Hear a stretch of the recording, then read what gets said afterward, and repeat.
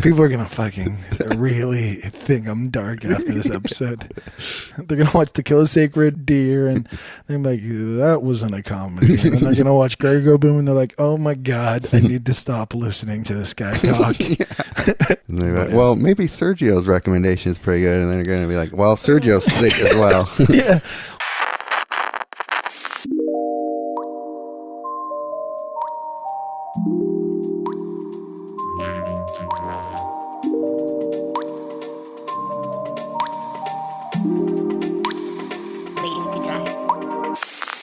Hey, ladies and gentlemen, welcome to Wayne Dry.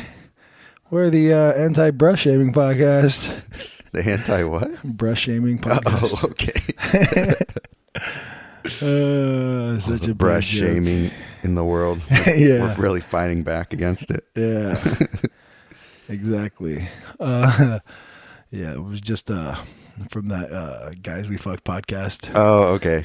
That's how they started off, and I was like, I should say something stupid like that. We should just like take every popular That's exactly podcast what and I just was thinking. make it into an art thing. Yeah. Yeah, that's what I was thinking when I thought of that. I was like, oh, that'd be stupid to say that as an intro.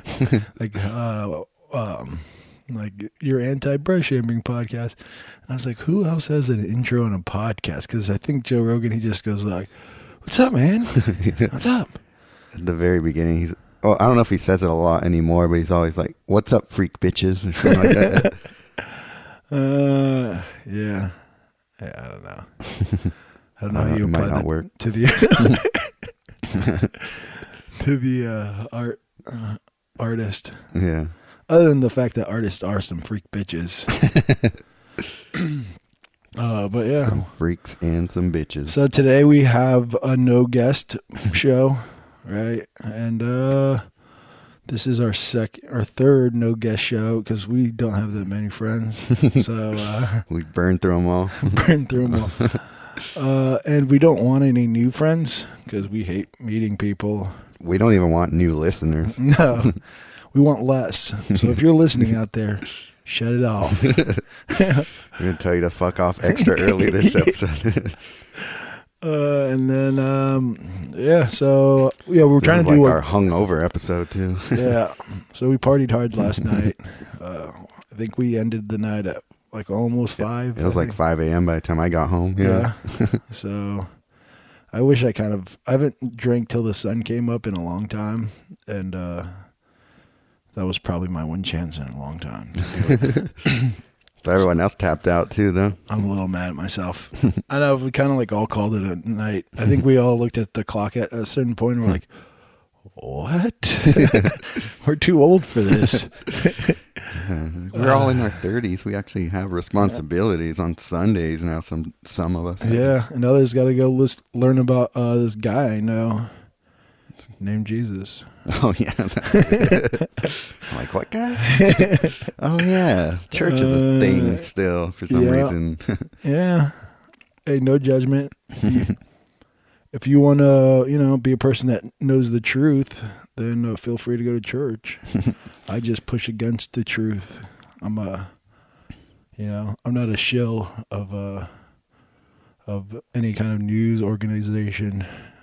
I don't know where I'm going with this. I don't know. But yeah, so we had a party last night. My wife MJ turned the big 3-0. Oh, you were going to out her. Yeah. Yeah, never say a woman's age, so that's why I said 3-0. It's like code, so if you can break that code, you'll know what I mean. And yeah, so it was pretty fun. We had like some artist friends come by. I feel like we always throw like chaotic parties when we do it. And yeah, yesterday wasn't any different. No, yeah, it was a 90s theme party. Yeah. I should have won the prize for the best dressed. Yeah, we had an OE 40 as the prize. And we had a prize for guy and girl because... equal rights. Right. I don't know if I feel like we're anti-brush shaming. We're also equal rights. I'm coming off really bad right now. But yeah. So So yeah, Sergio came in and I don't even know how to describe your pants other than they're My Dixie pant. cups. If somebody knows yeah, they look like the Dixie cups from the '90s that have that splash pattern on them. The actual pattern name is Solo Jazz. If anybody wants to look that up. But yeah, it had Dixie cups, and then you had a white tall tee Yeah, and and then some a a Walkman. Walkman. Yeah, that was actually supplied by MJ's friend Valerie. So Nice. And the like topper was your hair yeah, was parted down the middle, which definitely was a look in the 90s. exactly. That's how I wore my hair, which, God. And a soul patch too. Had Yeah. to throw that in. And one of the big things, or the best part about your costume by far was the hair. Yeah, And it's like one of the things where it's like you just, I don't know, it was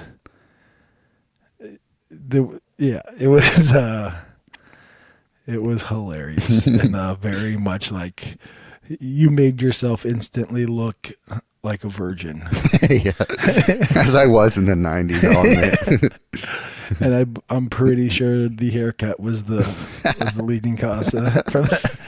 I actually didn't do the part my hair in the '90s. I did the slick back. Oh, did you? Yeah. Huh. Well, maybe that's why. Maybe if you parted your hair. I don't know. I don't know why that was a look in the 90s. I don't know, but I just remember that being a thing I- people did. I think With, like kind of the bangs that kind of make this like Oh yeah. angle. Yeah, it's like it was longer in the front. Yeah. Yeah, I forgot about that. Oh, the '90s. But yeah, we drank a crap load of beer. I think there was like I was thinking like maybe like we had 250 beers, and I think there's like 10 left. Really? Damn. Yeah, and then there was a full handle of vodka that got chugged down, Mm-hmm. and I don't know how many bottles of wine and how many bottles of other bottles of alcohol, and a lot of people smoked things. It's legal now, right? Mm-hmm. A lot of people Them smoke jazz crack cigarettes. cocaine. Oh, What's that? A lot of people smoke crack cocaine. Yeah, exactly. the cocaine. But yeah, it was good times. So I woke up pretty hungover this morning. Mm-hmm. Same here. Ate some tamales and went back to bed, and super productive day. Mm-hmm. But yeah, what time did you wake up? I think I woke up close to noon. Yeah, That's actually, nice. I was actually able to sleep uninterrupted. Must be nice. I know it You was. just party at my house and then take yourself home and sleep like some kind of savage beast.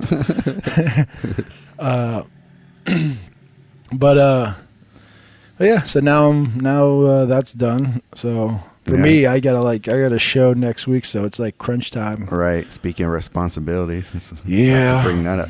Yeah, great. But yeah, I'm pretty stoked about that. How far along are you now? About how I'm much really more close. painting left? I've got one jacket to paint. Okay. One body to paint, and then I'm done. And then I got to do some framing work because I make all right. like my frames for my paintings, Mhm. and that's gonna probably take a couple days, which I'm not looking forward to. I usually try to finish a week ahead, Mm-hmm. just so that I can focus on the framing. Yeah. But that's not the case this time. So How long does each frame take for you to build? not that long, but it's just like taking my time. I'm not like the most advanced woodworker, Mhm. so it's like always taking my time and measuring out. And I've made frames before where I like to make the little floater frame, so it's like a 1/4 inch gap between the frame and the wood. Yeah. And I've done it a bunch of times where I just made the measurement for one of the sides right and one of them wrong. So it's like a 1/4 inch gap on like the top and bottom edges, but the side edges are hugging the. Oh shit! What do you do in that case? I'm just like, I guess I got to make a painting to fit into that frame. But yeah, it's whatever. It's not the biggest deal. Mm-hmm. I mean, it is what it is. Yeah. I guess I could complain about something else, but I signed up for this fucking responsibility, so. Right. So yeah. Do you pretty much always make your own frames, or do you ever buy them or get pre-made ones? For like a little bit of time there, I went on like a flea market frame kick. Oh, okay. But that was like I think I did like one show doing that, and then I was like, well, I don't want to do that ever again. And then I just started throwing frames away or giving them away, or I think I have a couple frames that I held onto that I actually like. But a lot of those flea market frames are real pieces of shit. Yeah, they are. Just take what you can get in those situations. Yeah. Yeah, but it was like I was doing these like tiny like watercolors, and they were, I was trying to do as many as I could, and for like cheap. So I had like a bunch of paintings and like 30 tiny ones that were, well, they're like mixed medium because I was using like other stuff, but yeah, it was I was like burnt out by them, and then I don't know, it's like halfway through I'm like, I really fucking hate these frames. Yeah. But I guess I can't start over. Mm-hmm. But yeah, how about you? You buy a lot of your frames, right? Yeah, I don't make any of my own frames. Mm. If I do, sometimes I'll just make cradles for my panels and just show them that way. Right. But yeah, otherwise I just buy my own frames. Or yeah, I buy all my frames. I don't buy my own frames I make. You own your frames? Yeah. Yeah, me too. Yeah. For you at this point, do you enjoy the framing part at all? Yeah, I mean, I enjoy that's kind of like the cherry on top for me when it's like the painting, because I really enjoy using my hands, and I really enjoy doing woodworking stuff. Oh, okay, yeah. It's like it's just something where I feel like I'm learning every time I do it, and I'm just like noticing little things every time I do it. It's very much like a art thing where, you're just consistently learning forever, and and there's like little details that, say if you like watch a YouTube video of some guy trying to explain how to do something, like in like the woodworking arena or whatever,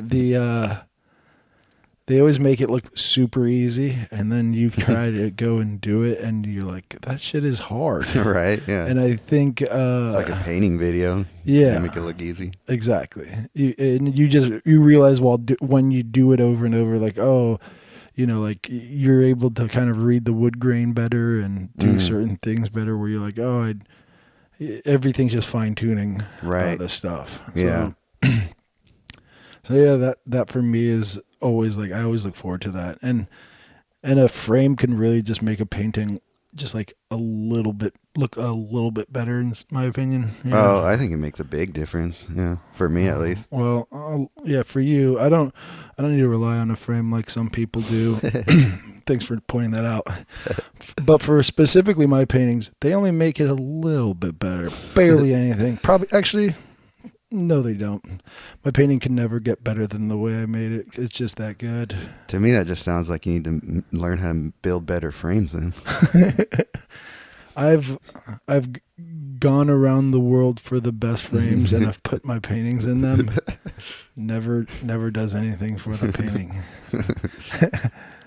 But yeah, for me, like it's it's weird because a frame is literally just outlining like your painting. So for you, do you ever look for like soft edged frames? I've tried a bunch of different types of frames. I've even, depending on where I'm showing them, like it really actually depends a lot on the gallery. I didn't actually know if there was a soft edge frame. I was just making that up. Oh, there actually are, like ones with rounded edges. No, I meant like that where you don't see the edge. It's like it's more subtler of an act. I don't know. It was so stupid. Like there's no hard line to the frame. It's like like when you're painting and you're like, I don't want to like use like these really hard lines for certain things. Oh, okay. And then it's like, but a frame literally is, like when people are like, oh, you like outlines that? Like, I learned in art school that you're not supposed to outline stuff. And you're like, oh, thanks a lot. Oh. Fuck off. But I don't say that. But then you go and you make this painting with no lines because you learned in art school not to outline. I think that's all they teach you in art school is don't outline. Don't use lines at all, I think. Yeah, that's one of those things. And then you go and you put it in a frame and it literally outlines your non-outlined painting. Well, yeah, I guess you need one line that goes around the entire painting. Exactly. That's what they don't teach you in art school. You guys have been living a lie, all you non-liners. That's a hard ER too. Hardliners. Yeah. But yeah. So what do you got going on? Well, yeah, responsibilities for me. This, I think it was a couple days ago. Mm-hmm. I had a Google notification, or a notification in my Google Calendar showed up that, oh, I need to have a painting delivered to Spoke Art by this Friday. I'm like, oh shit, I totally didn't remember I signed up for that at all. And it was like beginning of March. I was like, yeah, I'll do that. That should be easy. Right. And then I just totally didn't think about it at all until the calendar showed up in my email. So yeah, so I've just been working on something really quick to work on for that.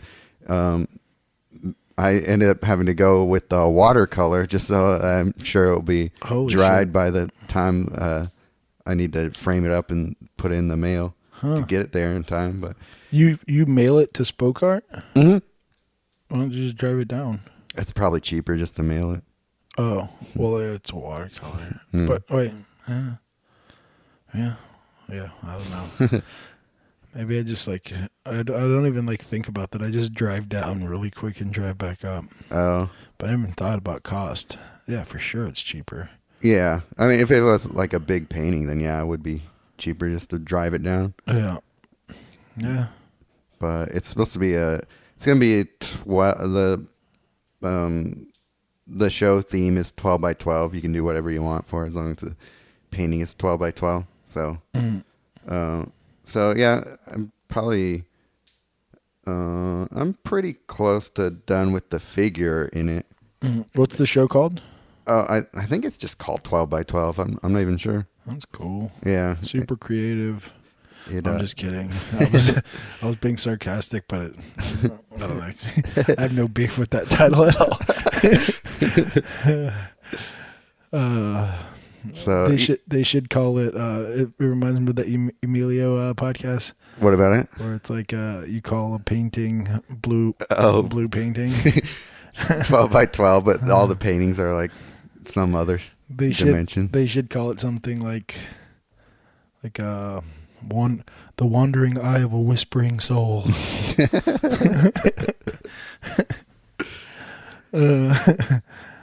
Yeah, the paintings are all 12 by 12. I'm like, what's that about? I'm like, I don't know. They're like, oh, are they? I didn't notice that. Yeah, exactly. Are your eyes wandering? Yeah, but that's cool. So, you have any? What are you actually painting for the show? Oh, wait, can I guess? You can. I bet you won't get it. Let me guess. A really overweight man with a lot of hair on him. I think you need more than he's one got guess. He's got like a parted hairdo and like Bam Bigelow. Do you remember? Yeah, I remember Bam Bigelow. He didn't he have like a flame? Didn't he? Was he the one with like the flame like onesie? I think so. Yeah. Whatever. I'm not a wrestler watcher, so anyone watches yeah. wrestlers might be fucking furious with me right now. I think at first I was confusing him in my head with Hacksaw Jim Duggan. Oh yeah, that's a common mistake. I actually have no idea who you're talking about. Oh, really? The guy with the big 2x4? The only reason I kind of think I know who I'm talking about is because I played like this Nintendo 64 game when I was young. Oh, That was wrestling related. yeah. And I just remember there was a guy, and I'm pretty sure it was Bam Bigelow, who he wore like like those what are those leotards or whatever? Yeah. Whatever the wrestler onesie thing is called. I actually don't know what it's called. Maybe I'm totally off. Who knows and who cares? We're the world's worst wrestling podcast. But yeah, so you painted an overweight I'm painting guy. Bam Bigelow. You Yeah. painted Bam Bigelow, and he's got flames on his unitard, but the flames are kind of like incorporated with the background, almost like this pattern work. Sort of, yeah. I mean, I'm painting him literally on fire. So Oh, that's deep. What is that? What does that mean? What does art mean? Who are you? well, when your eye wanders to the fire, it ignites your soul or something. And you hear whispers. The whispers of the flames. Oh, that's hilarious. So spot on. So spot on guess. Yep. And you thought I couldn't do it. I'm really surprised, actually. We really know each other now. It's like during the course of this podcast. Yeah. We really got to know each other. It's almost like you really learn who a person is when you listen to a podcast or something like that. It's like you can finish each other's. Bubble gum. It's like the one thing you don't even finish ever. You just spit out when you're done with it.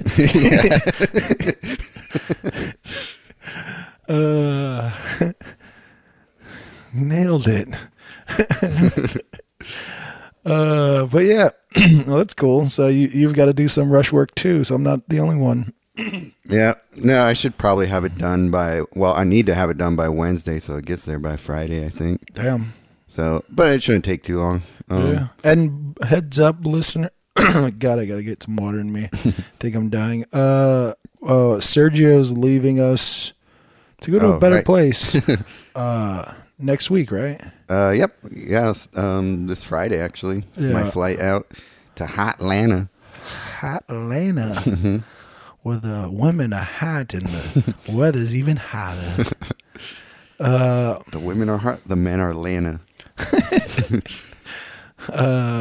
But that's cool. So yeah, I'm doing a plein air event out there. Olmsted Invitational. Sounds very highfalutin. Have you ever plein aired in a plane in air? I actually have in a airplane hangar in Alameda, but I guess I was kind of in the air because it's kind of high up on the top of the aircraft carrier. So very meta. Plein air. I think somebody did make that joke at the event. So did it land? I just assume a plein air joke is like, hello everyone, we have a plein air going on and we did it in a plane, and then everyone's like, oh. Like even you are like, when you're at the plein air event, you're just like, this is how you laugh. I was about to say, was that pun intended? The plein air joke landing? Ooh. Yeah, totally. Yeah. I totally meant that the whole time. Yeah. I'm full of puns. I'm so clever and stuff. And yeah, people say that when they listen to me talk, that it's like the words of Jesus. God damn it, I got nothing. No one ever mentions the beauty of my voice and how eloquent I am when I speak. Even though I am, because my mom told me I was a little immigrant Tongan lady who speaks in the most beautiful broken English. So I trust her opinion. But yeah, that's cool. So what's the plein air event called? Olmsted Invitational. Oh, you already said that Yeah. shit. Damn it. We'll edit that Just out. to reiterate. Because we don't want people knowing the name twice. Yeah, exactly. But yeah, I'm actually gonna see people I know out there. That's People cool. from other plein air events. So are you going to be able to make it to the Spoke Art show? Actually, yeah, because that's May, the beginning weekend of May, so it would be the 5th, I want to say. Nice. So yeah, I'll be around for that. That's cool. But So you'll be able to go to that Olmsted, and then after that you'll be able to go to that Wandering Eye show. exactly, yeah. Whispering Soul, I believe. Wandering Eye of the Whispering Soul. That's cool. So if you guys are in Hotlanta and you want to make out with Sergio, and I specifically said guys, just in case you guys had any wonders. Sorry I added you, buddy. I think people are actually going to believe that. I feel like I feel like I should stop talking. I'm just gonna sit in the corner. Or you're about to say something not woke. Yep. I stay slept. But yeah. Someone was saying something about that yesterday. Was that last night? Someone was saying something funny about making like a food truck and calling it woke. I don't remember. I don't remember either. It could have been yesterday, but I wasn't part of that conversation. Right. It was like very sarcastic. We said we were gonna like make food and be like, this shit is like against the man, eat this cheeseburger or something. Oh. I don't remember. That I might sounds familiar. be dead actually. off about this whole conversation. I might have dreamt the whole thing. I actually just had a dream because I woke up at 9 and then I ate some tamales, which is like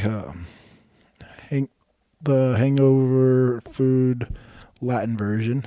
Because usually I'll eat like a cheeseburger or something horrible. It's my hangover cure, and then I go back to sleep and wake up, and magic happens when your body has something greasy in it and sleep.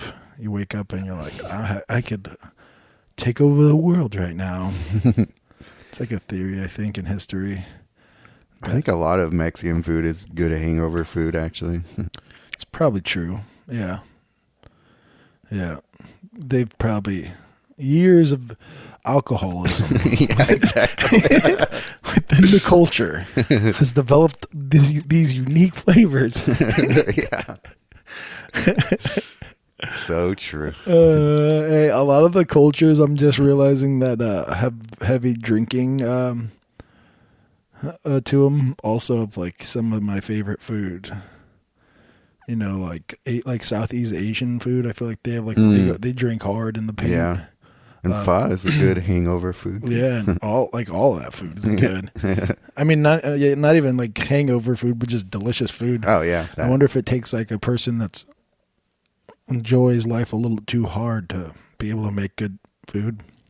Although English food, they've been known to fucking suck. Yeah. I don't even know what it is other than like mashing bangers and blood sausage, like the Irish Shepherd's breakfast. pie And shit like that, yeah. I don't mind that. I guess Yeah. not the biggest fan, but whatever. I don't know where we went with this. How we got to where we're at. Talking about hangover tamales. Oh yeah. Oh, but I had a dream. All right, your dream. And I had a dream where I was back in the party and having fun. It was weird. Oh, really? You went back to Yeah, you were your still party. wearing your costume. Awesome. Everyone was wearing what they were wearing, and I woke up and I was like, that was weird. I think whenever I'm going to show up in your dream, I'm just going to be wearing that. Yeah, it was weird because last week when you were in my dream, you were wearing that, and then you showed up, and I'm like, is this real life? Am I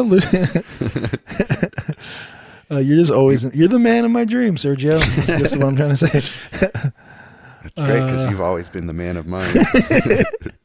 Are we doing this? I think we got to shut the podcast off, guys. We'll be back. Give us a quick commercial break. Cue saxophone music.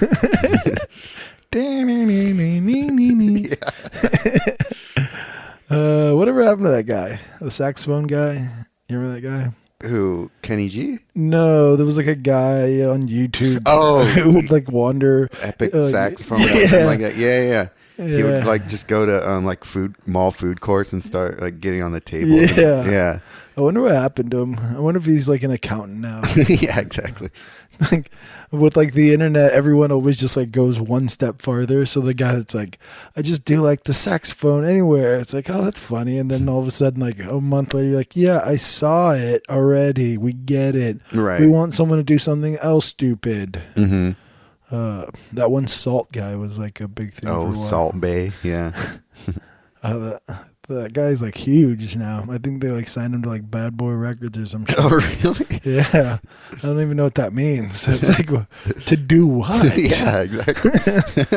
To put some seasoning on them tracks. Yeah, exactly.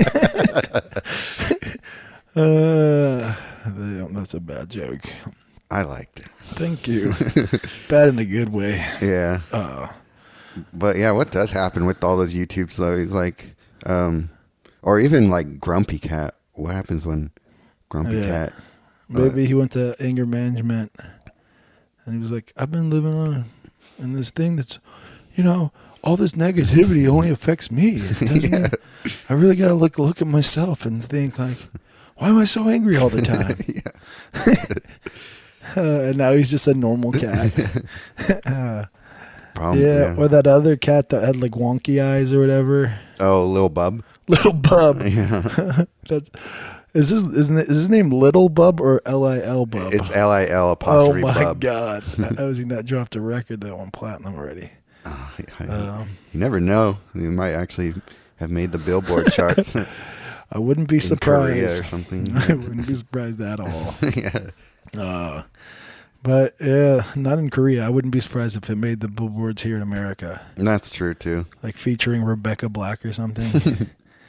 Well, LP made their Run the Jewels made that cat sounds record. I don't know if I've heard it. Oh, really? It was a whole thing on Kickstarter. I think I want to say Kickstarter, where he just like, if this actually hits the goal, I'll make a record just out of cats, like making cat noises. Huh.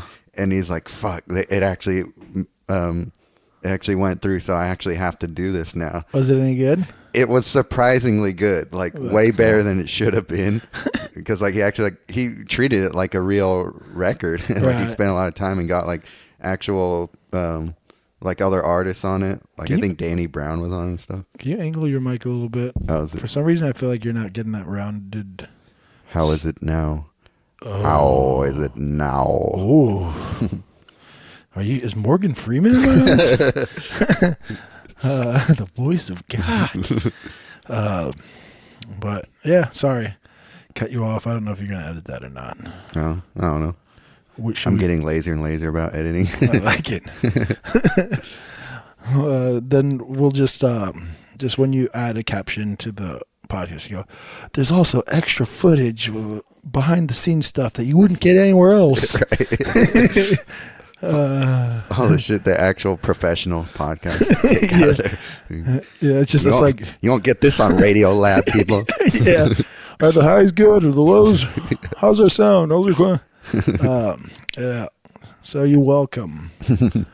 But yeah, that's cool. So you're painting a girl. We already established you're painting a woman with pattern work and the tried and true and flower. I'm assuming some kind of flower. Yep. That's what we discussed earlier, right? Yeah, exactly. Painting Bam Bigelow holding flowers. You don't do a lot of watercolor painted roses, ladies, right? No, I think this might be the only one that I've done completely in watercolor. Wow. So you're saying it's one of a kind? It sure is. Wow. You're probably going to price that super expensive since it's one of a kind. I should. And then I will hold on to it till the end of the show because it won't sell. I was trying to help you there. You're supposed to just say, like, I'm actually pricing it pretty affordable. And I'm like, whoa, that's a bargain. Yeah. You're like, actually, I should, so I can never sell it. Thanks a lot, Josh. Yeah. Good going there, Sergio. I pitch you a softball and you just like let it hit you in the face. I think it's just the inner cynic in me Yeah. had to rear its ugly head. Yeah, because if you price it low and it doesn't sell, then fool me once. Right. Can't fool me twice. Can't get fooled again. Then who did? You can't fool me. I did, huh? God. Shout out to George W. Bush. My favorite painter. How do you get the eyes so dog-like? Yeah. Yeah, let's segue away from that fuck face. It's like it's funny because George Bush, he's like, God, it's you're in like a shitty situation when you look back at George Bush and with like fondness, Right. Like, oh yeah. like, oh man, I wish I had George Bush right now. If we had a Republican president, I would much rather have him. And then you're like, well, at the same time, he was like a fucking war criminal, kind of. Yeah. Pretty much. Yeah, so whatever. I don't want to talk about politics. Yeah, I was about to say, like, are we going to talk about Syria? I guess not. Yeah. Yeah, not at all. I definitely don't want to say if a nuclear war happens, I definitely don't want to go out thinking about it. I'd much rather just poof. I guess I'm gone. Yeah, exactly. Probably the best way to go. Yeah. In a nuclear holocaust. It looked like you were trying to think about whether or not to say that word. Well, no, I don't know. I was just thinking about bombs blowing up and then just daydreaming about bombs blowing up. I don't think you call it daydreaming. You call it day nightmaring. Yeah. I guess that's true. You're like, I'm just daydreaming. I'm just daydreaming about like nuclear bombs exploding and just like how I would just see my body disintegrate around me. Yeah. I'm lighthearted. Yeah. Butterflies disintegrating and birds flying and then disintegrating and everything ending. But yeah. Well, that's been the podcast, guys.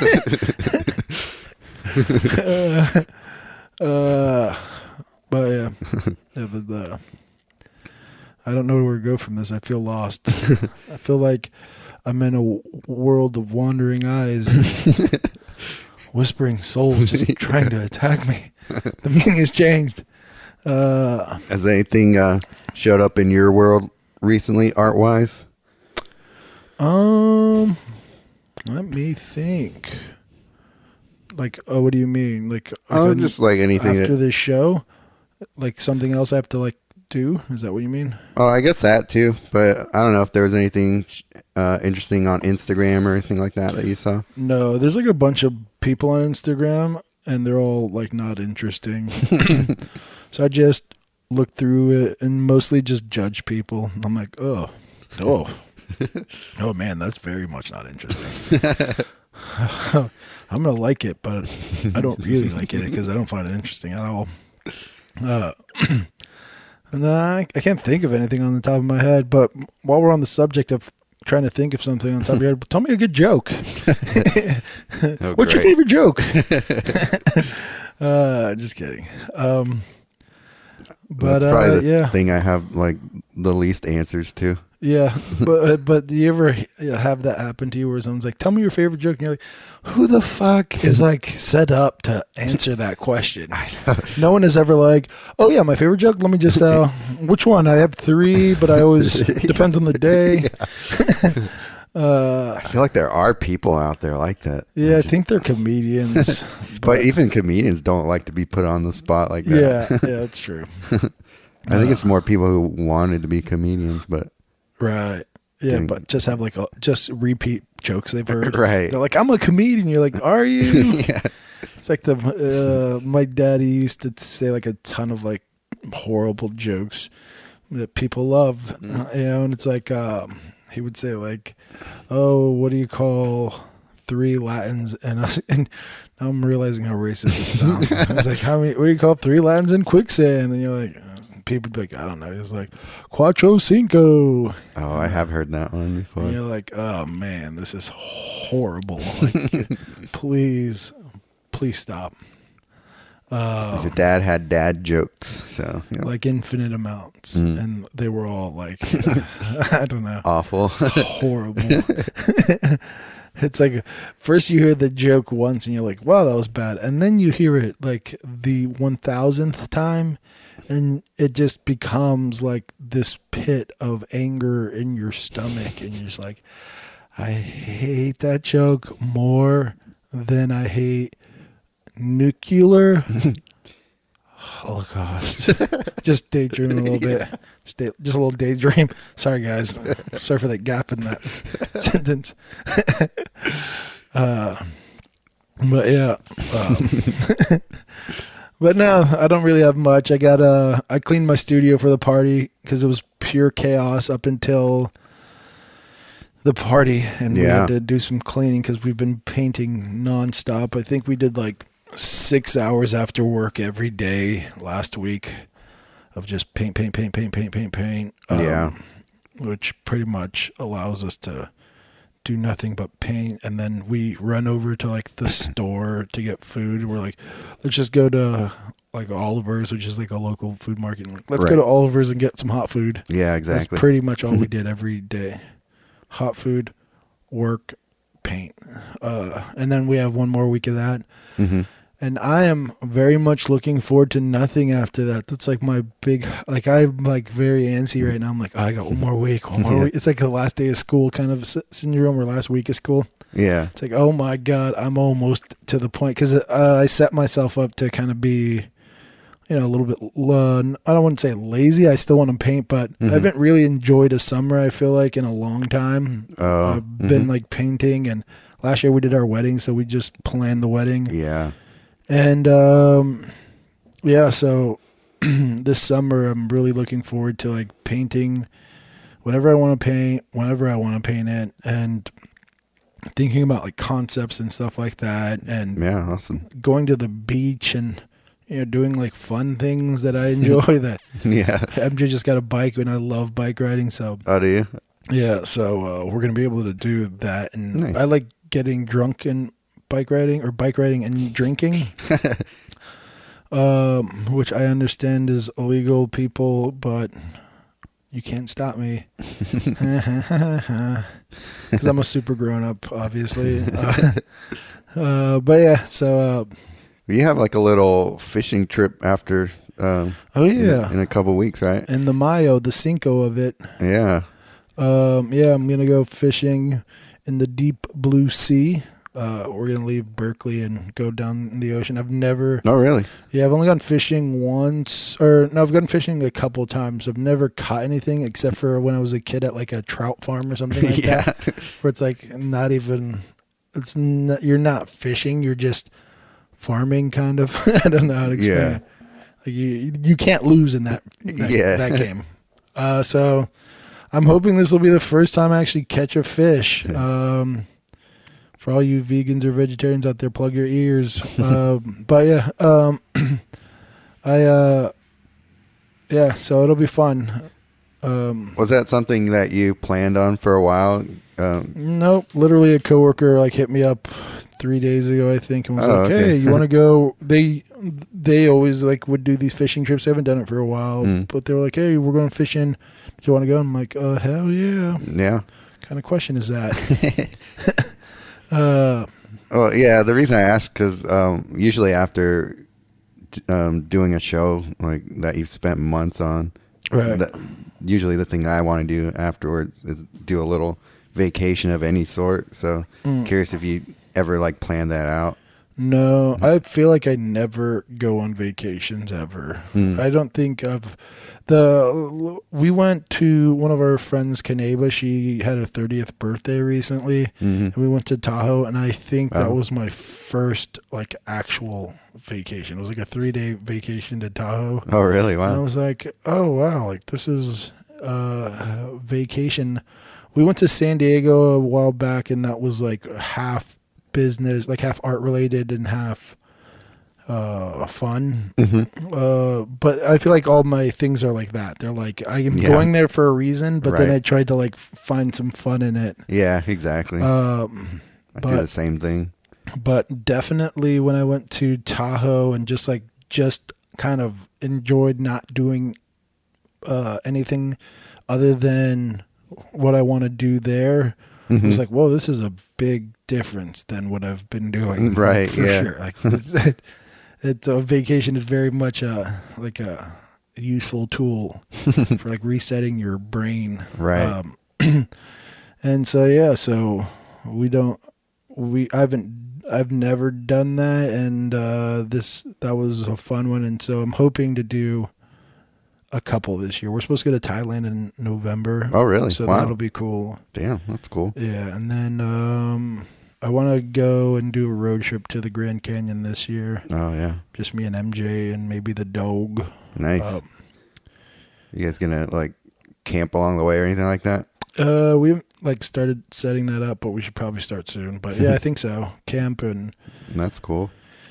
and hotel it or something, and Mm-hmm. just make it there and back. And it's one of those things where I'm assuming it's just way cooler than the pictures. It's pretty amazing. Yeah. So yeah, so that'll be fun. But art related stuff, nothing. I got a new TV mount for my TV in the garage. So Oh, okay. because I set my computer and stuff up a certain way, and I realized after I did the setup that where the screen is kind of difficult to like look and paint. So because my easel's to the right of it Mm-hmm. and it's here, but there's like the light gets affected by it, so I need to angle it a little bit. Oh, I see. And so I just bought a TV mount that allows me to angle my TV towards my easel, which I'm pretty stoked about because I've been walking back and forth, just like take 2 steps left, look at it, make sure my color is kind of correct, and then take 2 steps right. Yeah. Put it in, and It probably gets old. Yeah. yeah, real fast. And it's just time consuming. Just instead of being able just to instantly just do stuff, I have to like go back and forth. And you're Oh, like, I know. man, Yeah. this is brutal. Yeah. So yeah, that's one thing art related, I guess, that I'm looking forward to.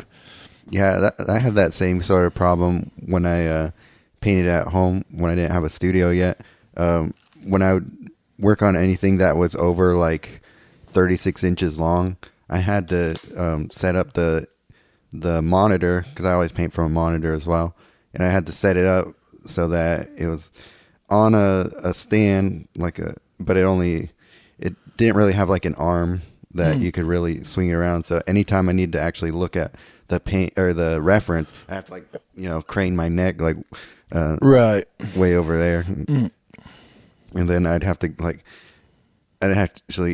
take a couple steps like over to the side to get to where I'm actually painting, and then Right. another couple steps to the side to see what I'm supposed to be painting.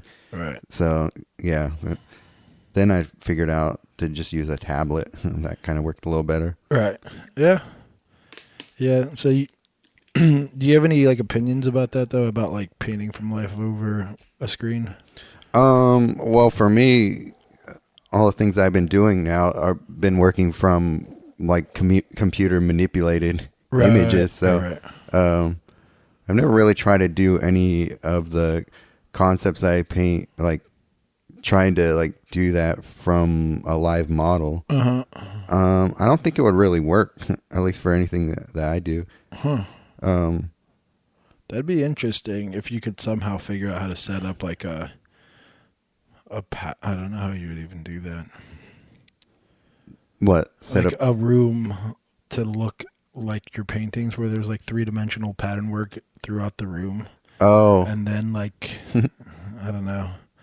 Like even you know what I mean? Like I don't know if that makes Kind any of. sense. Like if you could somehow set up your painting but in real life, and then even if you work from photograph, if you just took it and didn't manipulate if it would add anything to it.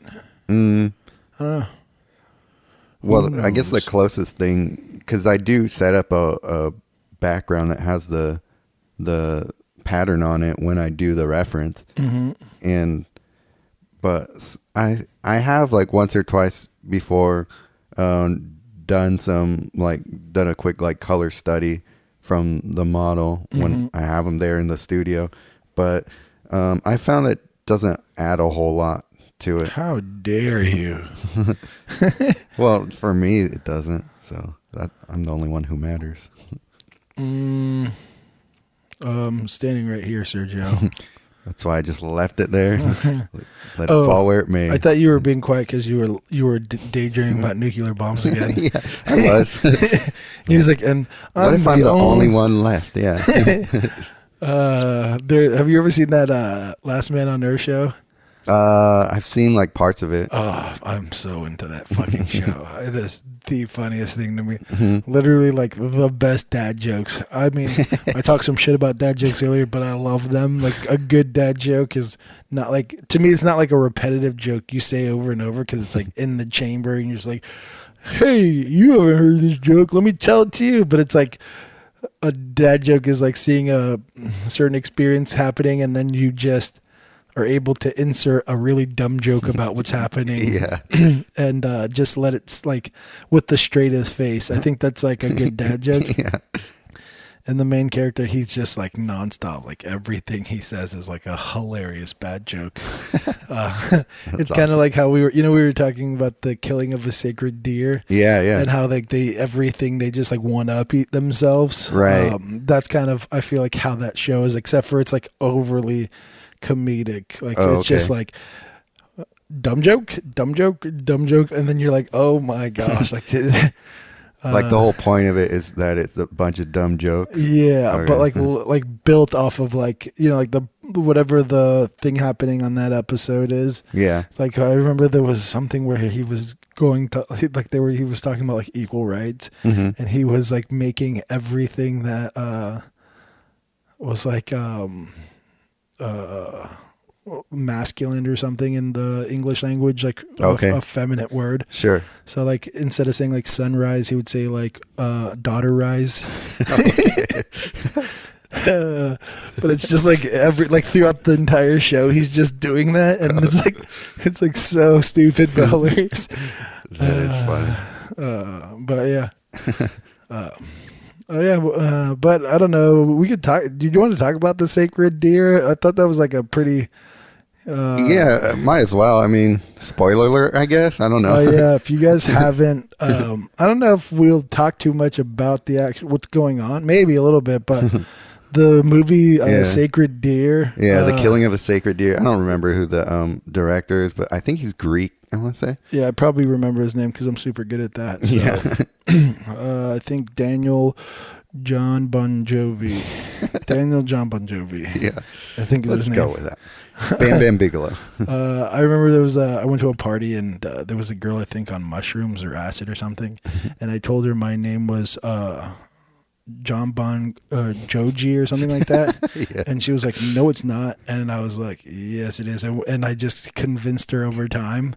I was like, how dare you? That's my name. Why wouldn't you call me by my name? And then everyone could hear the conversation happening. So she like turned to like another person. She's like, do you know him? And they're like, yeah. And then they're like, and it was some like guy I didn't know. And he's like, what's his name? And he's like, John Bon Joji or whatever.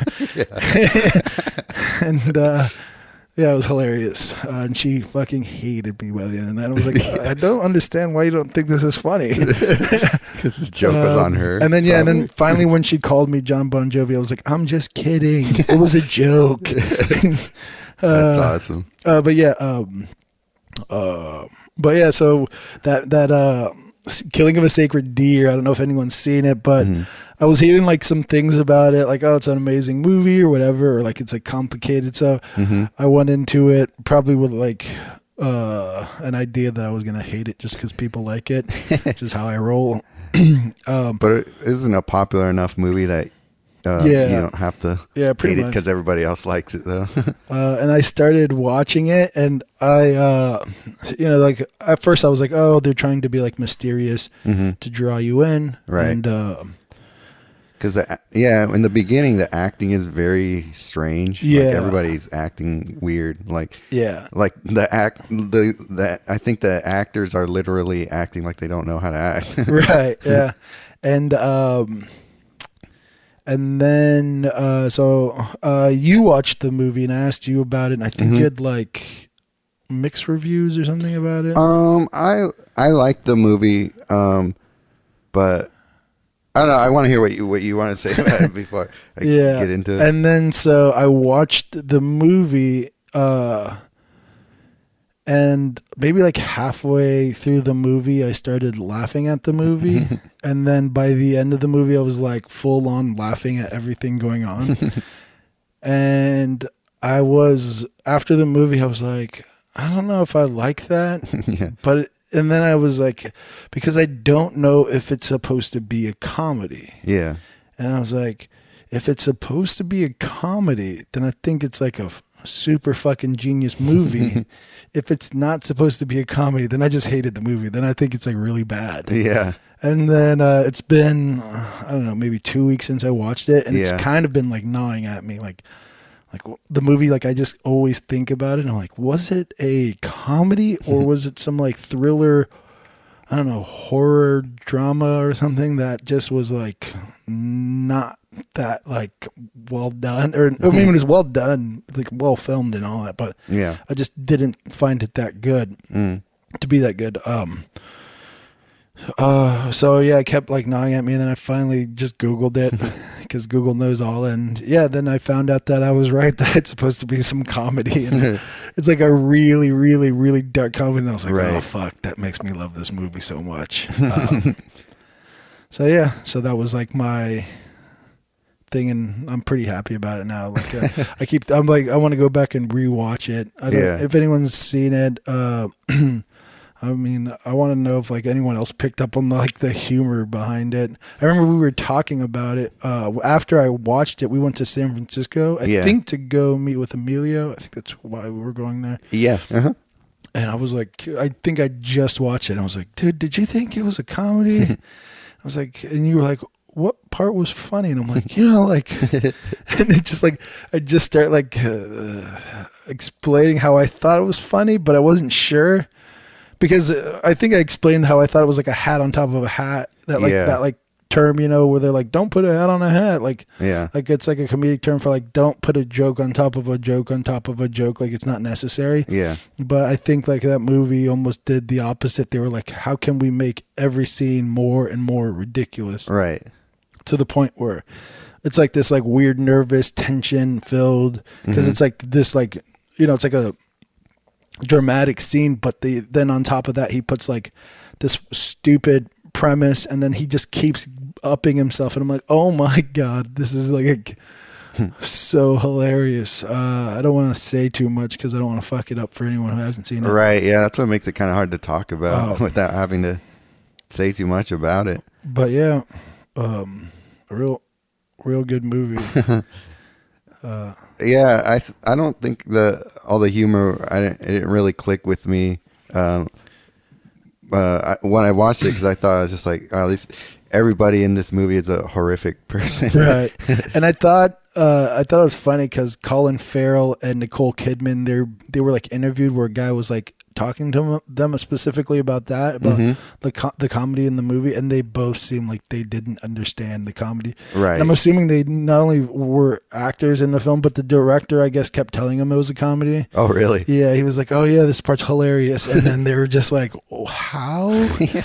And then and they didn't understand it was a comedy, and I'm assuming they watched it as well, so they probably, even going in knowing that, they still didn't understand. So I think even if I'm saying like it's a comedy, I don't think, if you don't think it's funny, that's not the incorrect, it's like, right. It's almost like some people are going to think it's hilarious and other people are just going to think it's like a drama. And, right.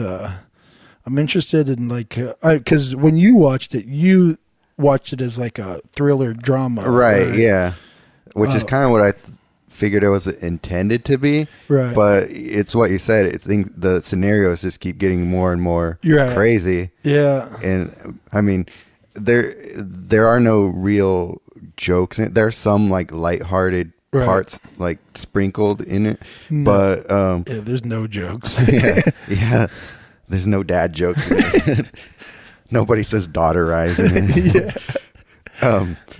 But yeah, the end is very kind of ambiguous, I guess, kind of. Like there are things like, is this a surreal movie? Like, did it like actually happen? Like, Yeah, that was another weird part for sure. The like, who the fuck is the main?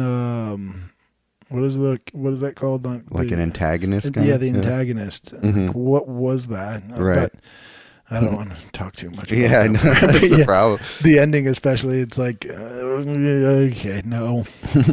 But yeah, But yeah, when I was watching it, yeah, there was like, there are parts of it that was just like horrific. Yeah. It's like, yeah, for sure. If which you, is why it's like, what's funny about it? yeah, Like, when you told me like, wait, is this supposed to be like a comedy? yeah, And I was like, was it? Yeah, Like, that's what did I hilarious. miss? Yeah.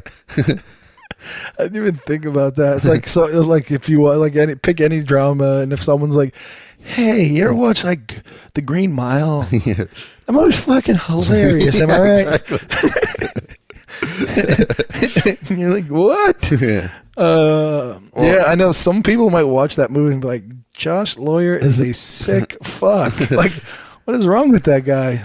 Well, it kind of reminded me when we talked about it being a comedy. It reminded me again of this movie called Happiness. I don't know if you ever saw that, I don't think so. but have you heard of it? I don't know. It's got like do you want to look it up? I'll just Google it on my phone real Oh, quick so okay. I get an idea. Maybe I've seen it. I feel like I've seen so many movies and things, and some things just stick and some don't. Oh, okay. Well, there's I think it's got John Lovitz and a bunch of other pretty well known actors in it. I'm trying to remember exactly who else is in it, but it's a bunch of different stories being told, and they kind of it's not like broken up into different sections. It's just a movie that plays through, but there's different stories being told, and they interweave through them a bit. But they're all like pretty fucked up scenarios, and it's meant to be a comedy, but it's meant to be like a really dark comedy. Like it's Philip Seymour Hoffman's in it. Oh yeah, that's right. Yeah, yeah. Beast. Philip Seymour Hoffman plays this R.I.P.. guy who like calls people randomly from the phone book and like jerks off to him and like puts his and like he'll stick like a sticky like a, what do you call it, a Post-it, like with his semen on it on his wall. Like it's all weird shit like that. But like there's a whole thing about this pedophile. And it's just all these really like very uncomfortable scenarios. But I think it's a hilarious movie though. So is Philip Seymour Hoffman's character name Lewis? C.K.? Yeah. I was like, Lewis? Oh, that's I gotta check that out. That sounds up my alley. It does. Of dark humor.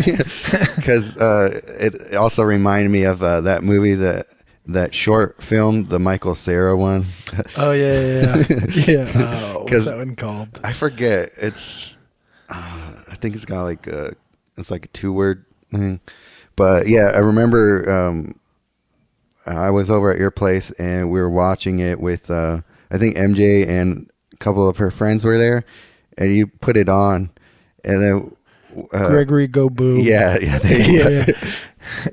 put it on, and then at the end of it, you were cracking up, and everybody else was horrified. Yeah, that's so funny because when I watch it, it's like one of the funniest endings to me. Yeah. I'm like, oh, that is hilarious. But yeah, whenever I tell anyone about it or show anyone, I'm like, what do you guys think of this? Isn't this funny? And then everyone's always like, what the fuck was that? Like, a comedy genius, I think is what you call that.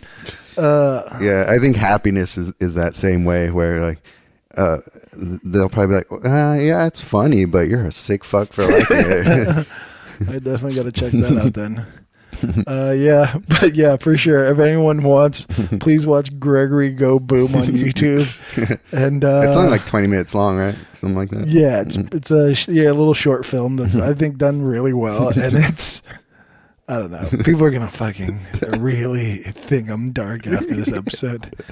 They're gonna watch To Kill a Sacred Deer, and they're like, that wasn't a comedy. And they're gonna watch Grey Go Boom, and they're like, oh my god, I need to stop listening to this guy talk. He's trying to make me join his cult. And they're like, well, maybe Sergio's recommendation is pretty good. And then they're going to be like, well, Sergio's sick as well. Yeah. Well, let's give this happiness a try. I mean, it's called happiness. Yeah. Start off with Last Man on Earth. That is lighthearted goodness in the best possible way. Although it starts with like it's got some darkness to it too. There's like a ton of like hilarious deaths in the show. Oh, really? Yeah. So yeah, I don't know. Yeah, that show's probably one of my favorite right now. I should check it out. It's on what, like Hulu or something? I don't know. I download it legally. Oh, okay. But I think it's like a network show. So I don't know a network show online. I think it's on Fox. Yeah. Yeah. Mm-hmm. Yeah, I think so. I think it's a Fox show. I think you're right. Mm-hmm. Speaking of shows, I haven't watched any of the new season of Silicon Valley. Do you ever watch that? Yeah. Yeah. Yeah. It's been good. Nice. So far. There's a missing character in the show that I'm missing. Oh, really? Yeah. Yeah. Yeah. But yeah, I think controversy. Like he left the show even before the controversy. Yeah, and now he's like, did you hear about like the craziness recently? Yeah, the bomb threat. Yeah, where he thought for sure someone had a bomb on there. Yeah. But they were like, yeah, he was belligerently drunk. Yeah. But I don't even know if that's true. Like, I think I don't fucking know him. So I don't know if he's an alcoholic or not. Pretty out there though. Yeah. Well, they did say that he's like going to rehab, but who knows if that's like just the thing to get out of trouble. But yeah, what would he be in trouble for though? I think that there was something like, I don't know what sort of criminal charges that you can do for that, but I think that he kind of had to go because it was court mandated. I think because I thought he like legitimately thought some lady looked suspect as fuck. Right. So I mean, isn't that the right thing to do? Is like I don't know. Like if you maybe it's just like a public intoxication thing. I don't know. Maybe. Well, that's nothing. That's a slap on the wrist. Yeah. But yeah, apparently he's going to rehab, so it might be a problem. God. Maybe. He seems like he's got some darkness to him. Oh, we should say it's TJ Miller we're talking about. Oh, yeah. Yeah, TJ Miller. Who the fuck are you talking about? Exactly. I'll go back and edit it in TJ Miller. Yeah, don't. Just say, by the way, we're talking about, and just edit his name out. Yeah. Yeah. That'd be hilarious. And then after you edit his name out, then we'll have this part where we talk about editing his name out. So they get fucking furious. And it's like, no. Well, yeah, I heard that they were like, they did like a cool thing where like, like he had some like uproar about like a potential thing he did in his past or something. Mm-hmm. Yeah. But I don't know if that's been legitimized or not. But I know Deadpool was like, well, we're not going to refilm the whole movie. Yeah. So, which I don't know. I think that's probably the right move. Yeah. I'm not saying, I don't know. I don't really know the details of any of this shit. I should probably stop talking about any of it. Talk about what I do know. More fucked up movies. Dark comedies. It's like, yeah, yesterday I watched this like bear eat a deer alive. Hilarious. But yeah, so paint. That's my life for a week. Yeah. Then after that, in my head, I'm gonna go to a sandy beach with like the Corona commercials. Yeah. That's my pretend future. I can't wait till this week's over. And all I got is beaches and sunsets. Oh man, which is not true at all. Yeah, the Northern California beaches are so well known for all their sun. Yeah. For sure. That Dillon Beach isn't bad. That's like the one I was like, That's probably the that one's probably the nicest to actually go to. right. And for the beach reasons, not for like to enjoy looking at cliffs and watching whales. Yeah. Yeah, around here that's the closest one. Yeah. It's whale watching time right now, isn't it? Probably, I don't know. I don't watch whales. Whales inspire us all to paint, Sergio. I think just that Wyland guy. Who? The guy from Hawaii who paints all the whales, like super detailed. Like they're usually on like circular paintings. I'd have to see him. Yeah, you'd know if you saw him. Yeah, for sure. But yeah, back to my point. Whales inspire us all to paint, Sergio. So I don't think I believe this that. is when you apologize to not only me and the listeners, but to the whales. You can start with Willie. I apologize to the whole city of Monterey. I feel like that's like the whale watching capital of California. Oh, I was waiting to figure that out. Okay. I didn't know if it was like the universe or if you could be more specific. Okay. That would be great, Sergio. Yeah. I'm like slowly realizing that I don't know if my sarcasm lands on most people. By the way, people, everything I say is sarcastic. Never trust anything I say unless it's like, I don't know. Don't ever trust anything I say. I had a dad who told dad jokes my entire life, and some part of that DNA rubbed off on me, except for it's not horrible jokes that are repeated over and over. It just ends up being dark humor and sarcasm. Yeah. That I get the funny bone. I believe it's a bone that you have genetically. I don't know where that bone is on your body, but I don't know. Every person that has the funny bone has one more bone in their body than a normal human being. Science. That's the kind of comedy we're looking for. See, I'll be here all night, ladies podcast, and yeah. A funny bone. But yeah. He's going to go to the open mic night tonight. Yeah, try it out. I'll be at the Comedy Store. Yeah. I meant I will be at the store Yeah.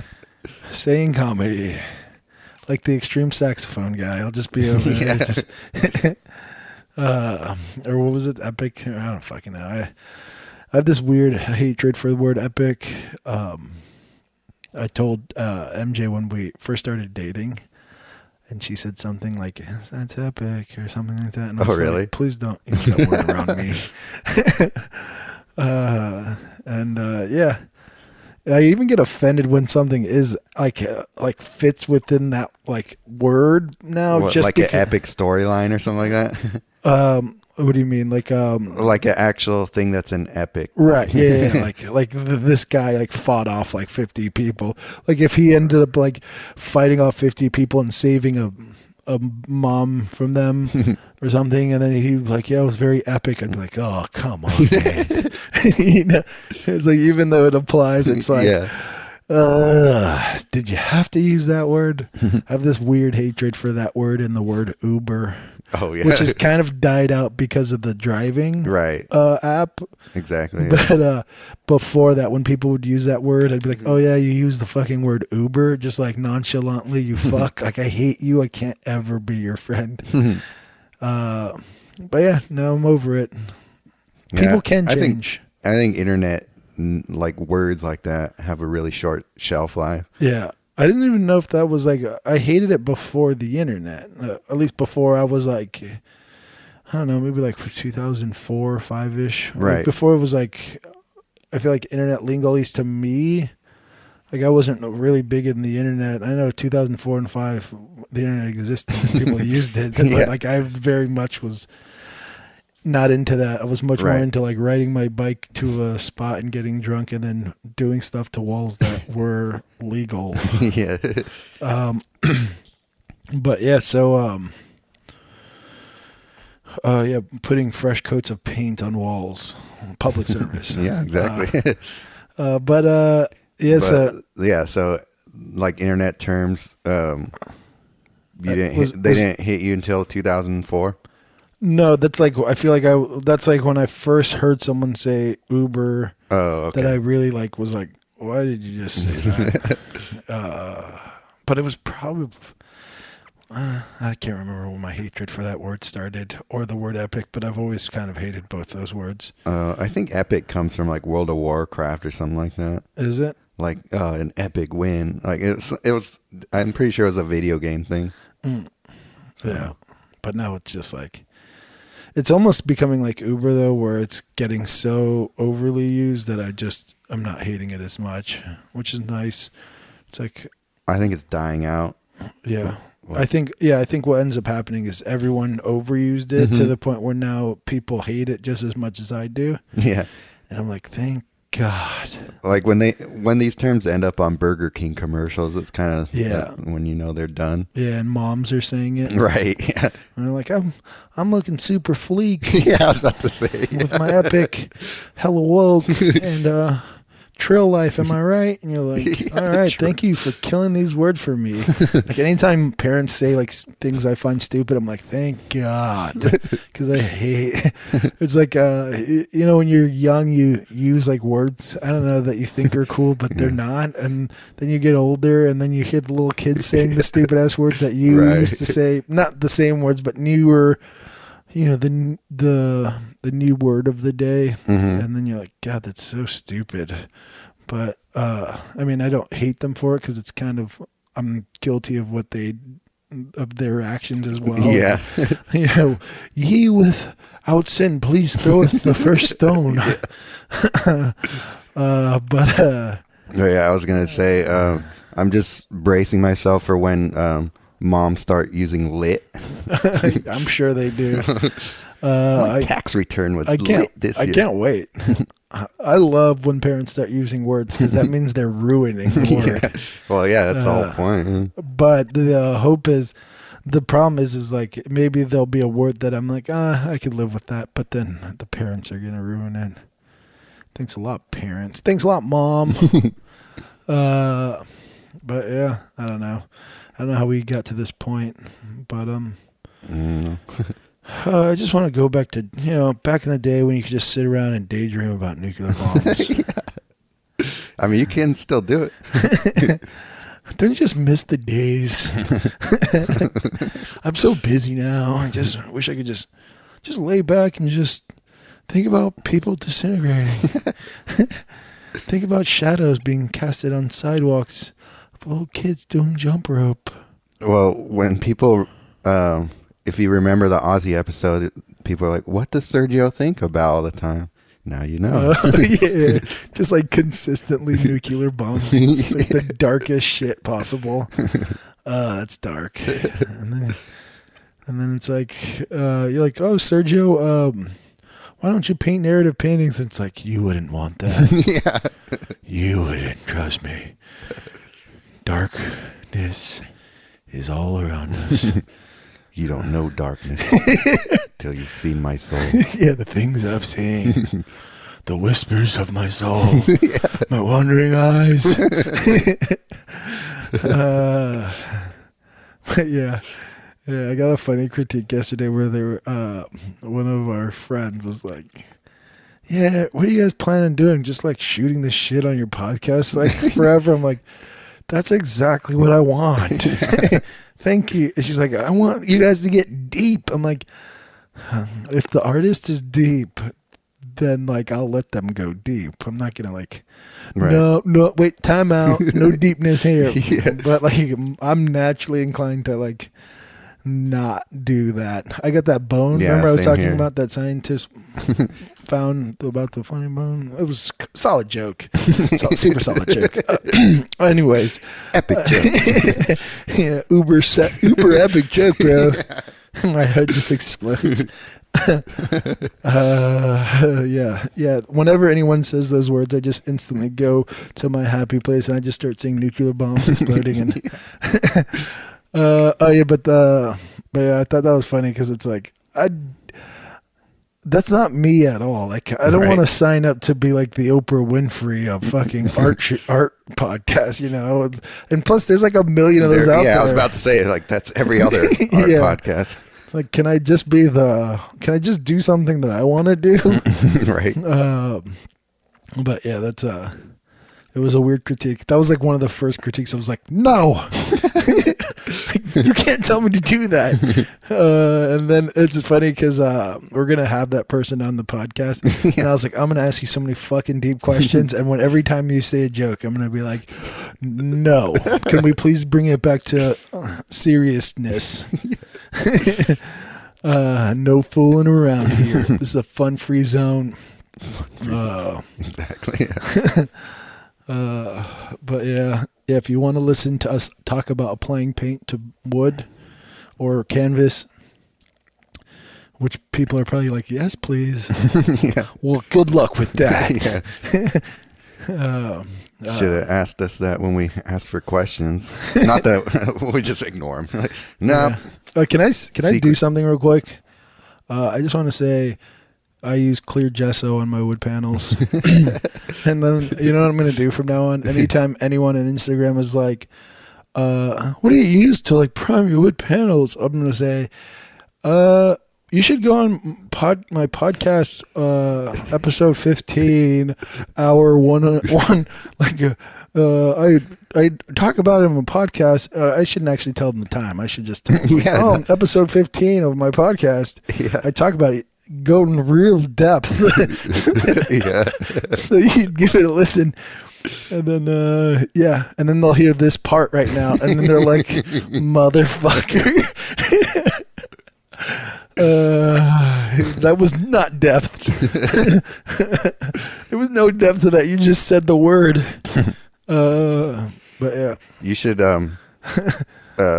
every upcoming episode, just one word of the sentence, so they have to piece it together, or just answer one question midway through the podcast.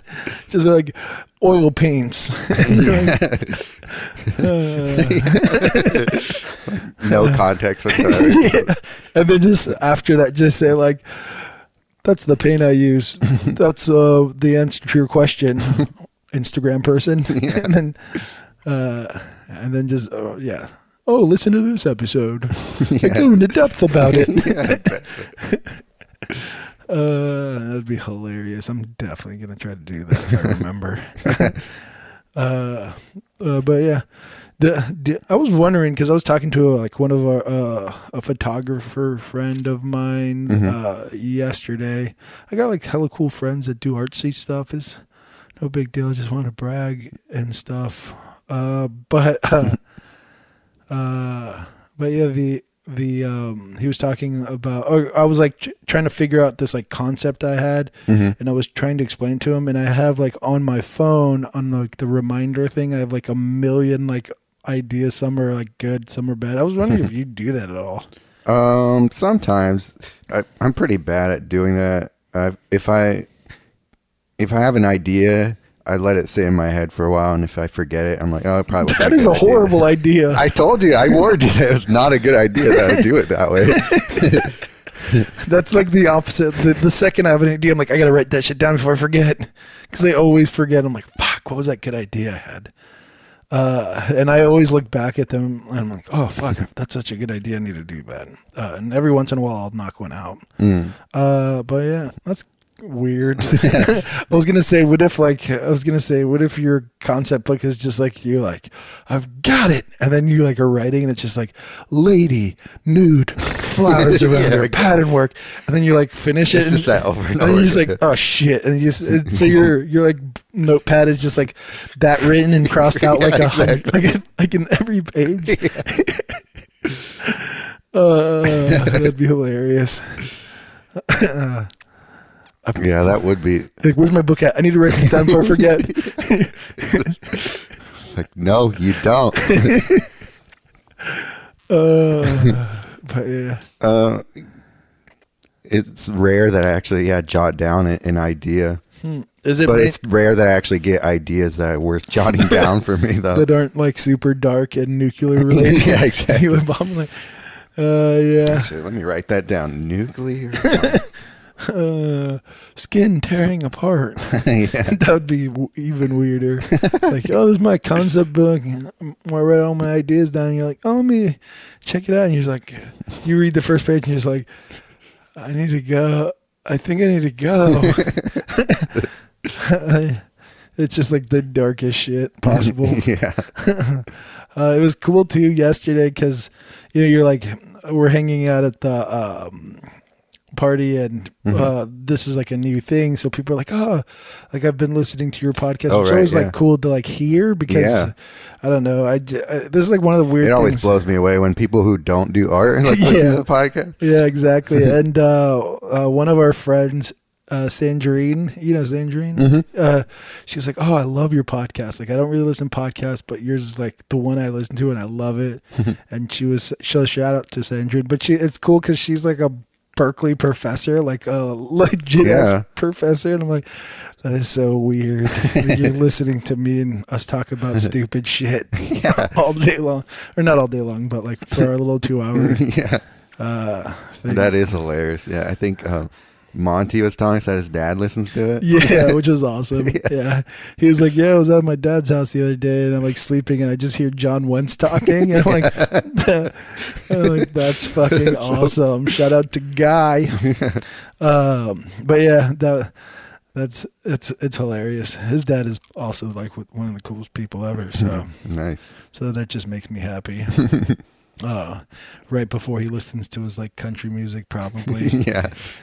He bumps us. Yeah. That's so funny waking up to... I wonder what John Wentz will think about that when he hears it. I think he'll be fine. I think I have a feeling John Wentz knew people were going to listen to his podcast. But like, I guess I shouldn't say random people, but like people just like, it just shows up. Like if you went to somebody's house and they just started playing your podcast around you, would that be turn weird? Turn that shit up. That's my shit. Bump that shit. Yeah, that's how I roll. What would your reaction be, Sergio? I'd be like, why? I'm right here. Talk to the real person. Like, shh. Great point. I think more people would like, they would listen to it and they're like, Sergio, you're not a mute? Wow. Learn something new every day. Yeah, I think that anybody who knows me from high school, they heard this podcast, they'd be like, wow, he said more in that 10 minutes than he did the entire 4 years I knew him. Yeah, yesterday, Felicia, that was her first time meeting you. She's going to be on the show next week. Mm-hmm. Well, I met her once a long time ago, but we didn't really talk or anything. Yeah. So you were very forgettable, I guess. That's the impression I made. I'm a big personality. Just don't get along. You know what I mean? Yeah. She was like, oh yeah, everyone keeps telling me that Sergio doesn't talk much, but like we talked, like he talked plenty yesterday, and I was like, yeah, once you get him going. She was like, I know, he just didn't shut the fuck up. All you need is beer. But yeah, she was like, oh, and I was like, I wonder if that has anything to do with the podcast, or not only that, but or like just the fact that, you just come here so often that you're probably pretty comfortable in this environment. It's partly that, yeah. I mean, nobody last night was a stranger, so that helps. But also, yeah, like doing this often, this is like probably the most I talk during the week, doing these for 2 hours anyway. Yeah, for sure. But it's kind of doing what I hoped it would do, which is get me out of my shell. Like being literal shell too. By the way, people, I don't know if you've ever seen Sergio, but he usually walks around with like a giant hermit crab shell, full of art supplies. Yeah, exactly. It's my plein air gear inside there. Oh God, that was such a bad joke. And that is the dad jokes I like. What was I saying? It's just practice like anything else, I guess. Like, right, for sure. Because I'm sure you probably talk with a lot more people on day-to-day basis because at your work. Yeah, but it's kind of weird because I just started in a new position, and I feel like I don't know. I have no issues talking to people, but I usually like pick and choose who I want to talk to. And so right now I'm like around a bunch of new people and they all are like, "Hey, what's up, man?" I'm just like, "Hey," and I just walk by them. And I'm like very like antisocial because it's like I like tippy toe around people until I figure like, oh, like you seem like person that I can actually like have a conversation with rather than like, because I really hate when people are like, "Hey, how's it going?" Like, I don't know, like very Like small talk. Yeah. That to me, I mean, I feel like this is kind of small talk, but in a different way. It's like where you can like banter in a fun way is like lacking in most people for me. Like you've got to have like some like, first you've got to be super into dark comedies, like almost to the point where people are like, that was too dark. I think you should, every time you meet somebody, ask them if they've seen Killing of a Sacred Deer. Yeah. Like, comedy or drama? Yeah. Choose wisely. Yeah, exactly. And then they're going to be like, what do you mean comedy? And be like, okay, bye. Then I'd have no friends ever because I'm pretty sure. Even the Colin Farrell interview where he's like, yeah, the guy's like, oh, what did you, asked him about the fact that it's a comedy, like, I think the interviewer thought it was like comedy, and he was like, "Yeah, like then you're the exact crowd he's looking for, but I don't understand it," or something like that, somewhere in that realm. And I just, I forgot where I was going with this. God damn it! That you want people who are into dark comedy to be your friends. Yeah. So I guess Colin Farrell's not a friend of mine. You lucked out, buddy. We could have been great friends. Yeah. If he was a Josh Farrell, then maybe I could be friends with him. Josh Farrell? Yeah. Oh, very inside podcast joke there.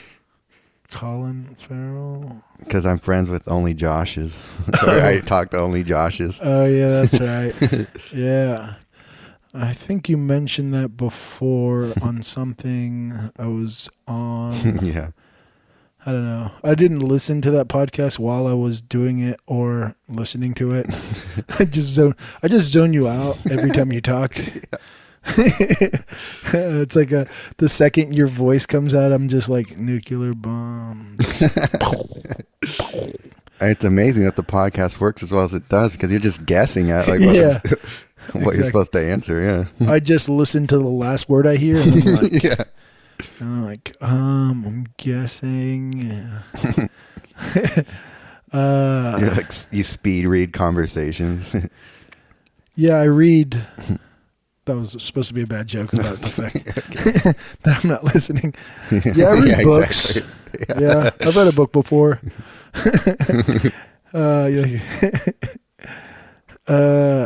yeah, good times. I did bring some art history thing just in case. How dare you? Who? Forget her name because I'm so bad. It's like I think it starts with an H. She was like, "Oh, look, Josh is getting," like on Instagram. She was like, "It's funny that Josh is getting." Meredith Marsoni. How do you say it? Yeah, from like Australia. Yeah. I think New Zealand. Or New Zealand. Yeah. I should know better. But she's like, "It's funny that Josh is getting." Art history without wanting him. Like, I just zone that shit out. Yeah, you plug your ears every time. Yeah, and just like, no. You can't make me. You know what's funny is the first art history thing. I literally do not remember that guy's name. That's hilarious. I was like, what the other day? I was like, what the fuck is that guy's name? Oh my god. Yeah, even what was the artist we talked about a lot with Emilio? Who, Velasquez? Velasquez, yeah. Right after the podcast, I was like, who the fuck was he talking about again? Oh, that's so funny. I'm just horrible with names. It's not like I haven't seen these artists work. Right. Yeah, it's just I'm bad with names. It just is the thing.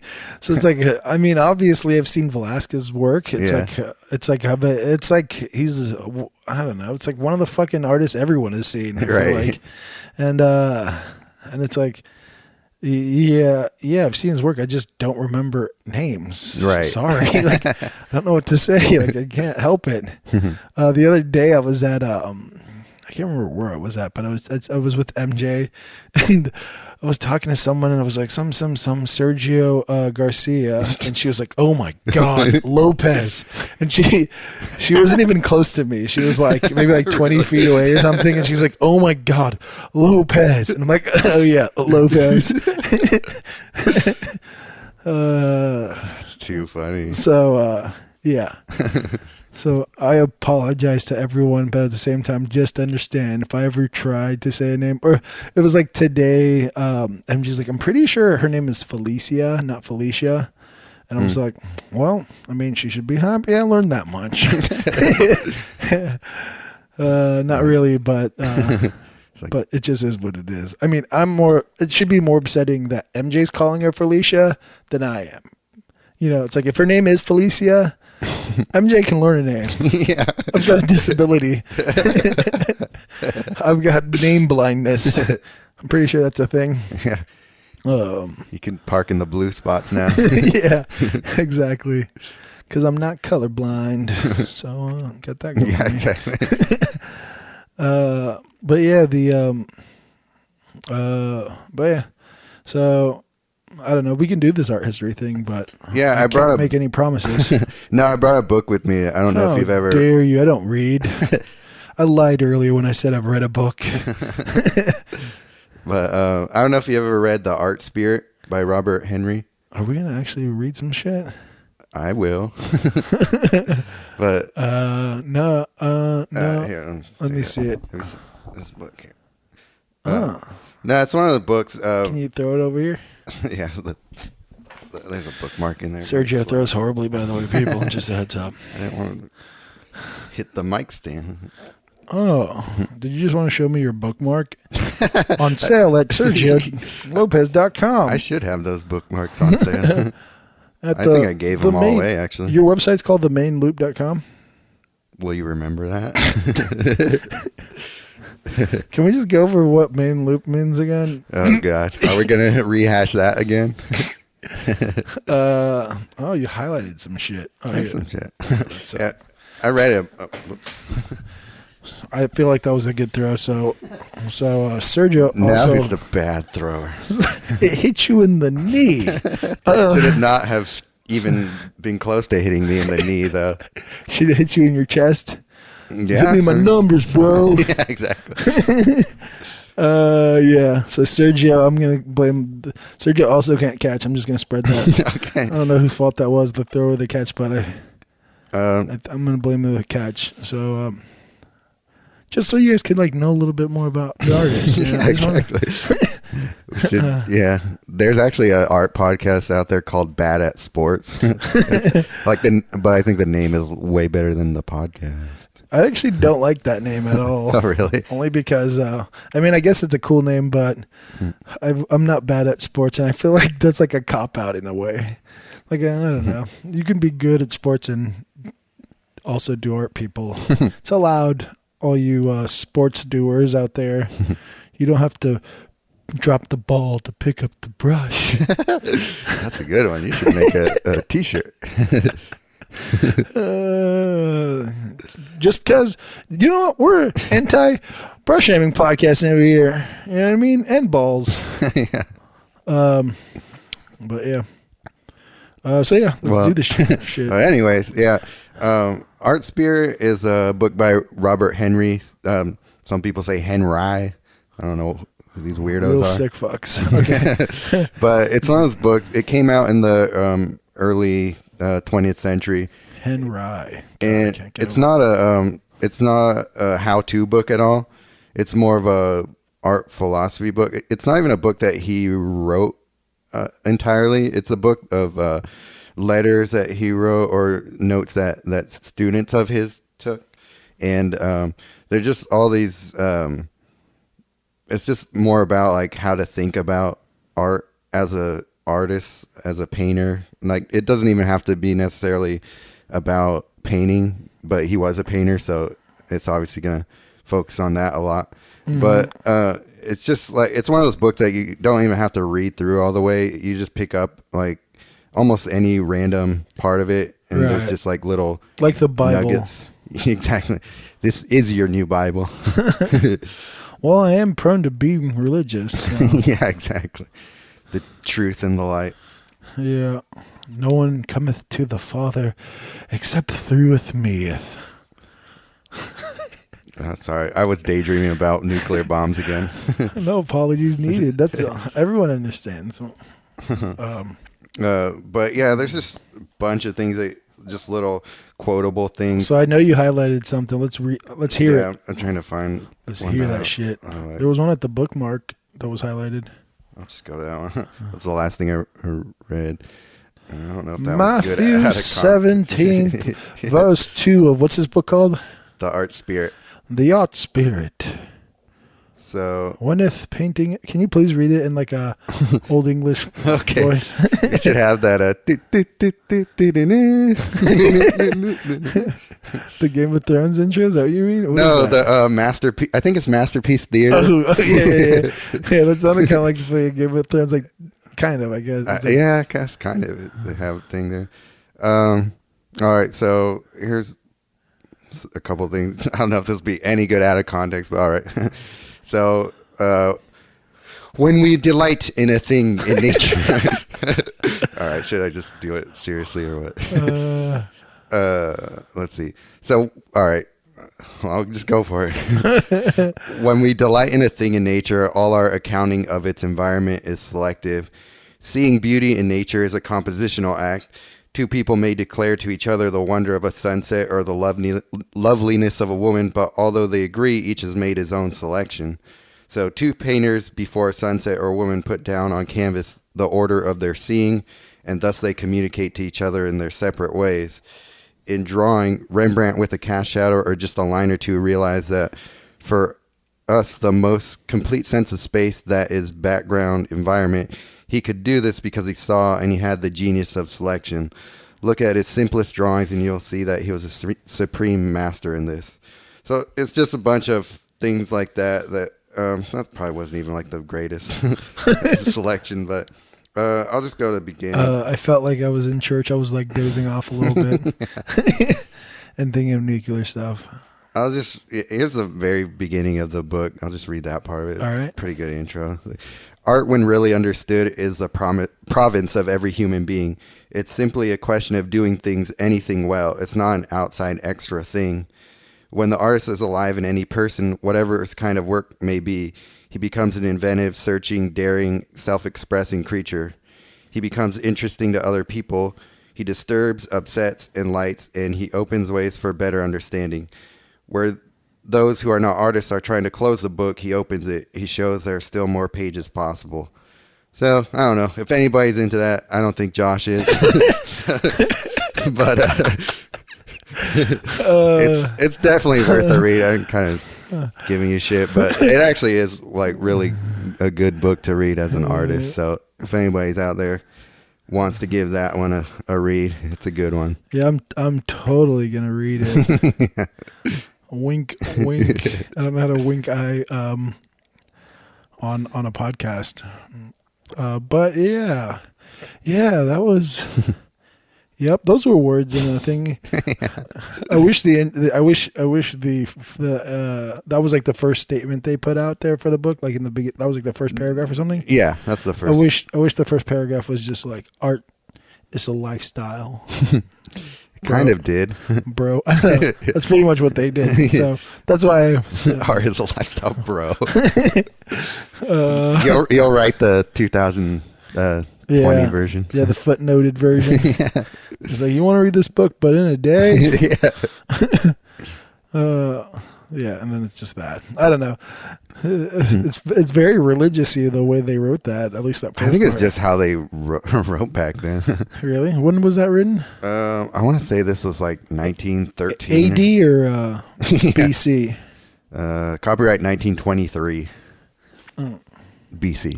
1923. Holy shit! People painted back then. Are you telling me people had paint back then? Damn, that's interesting. But it was only on cave walls. Huh. That's good to know. Mm-hmm. Okay. You learn something new every day. Is that why there's history about art? Is that... Huh. All right, sorry. It's only... History is only so you can print posters without paying royalties. Oh. Mm-hmm. Your history. Is that what they say when they're trying to screw the artist over? Your history, bub. Yeah. That was... Sorry, guys. I'm like still slightly not there. I feel like the party...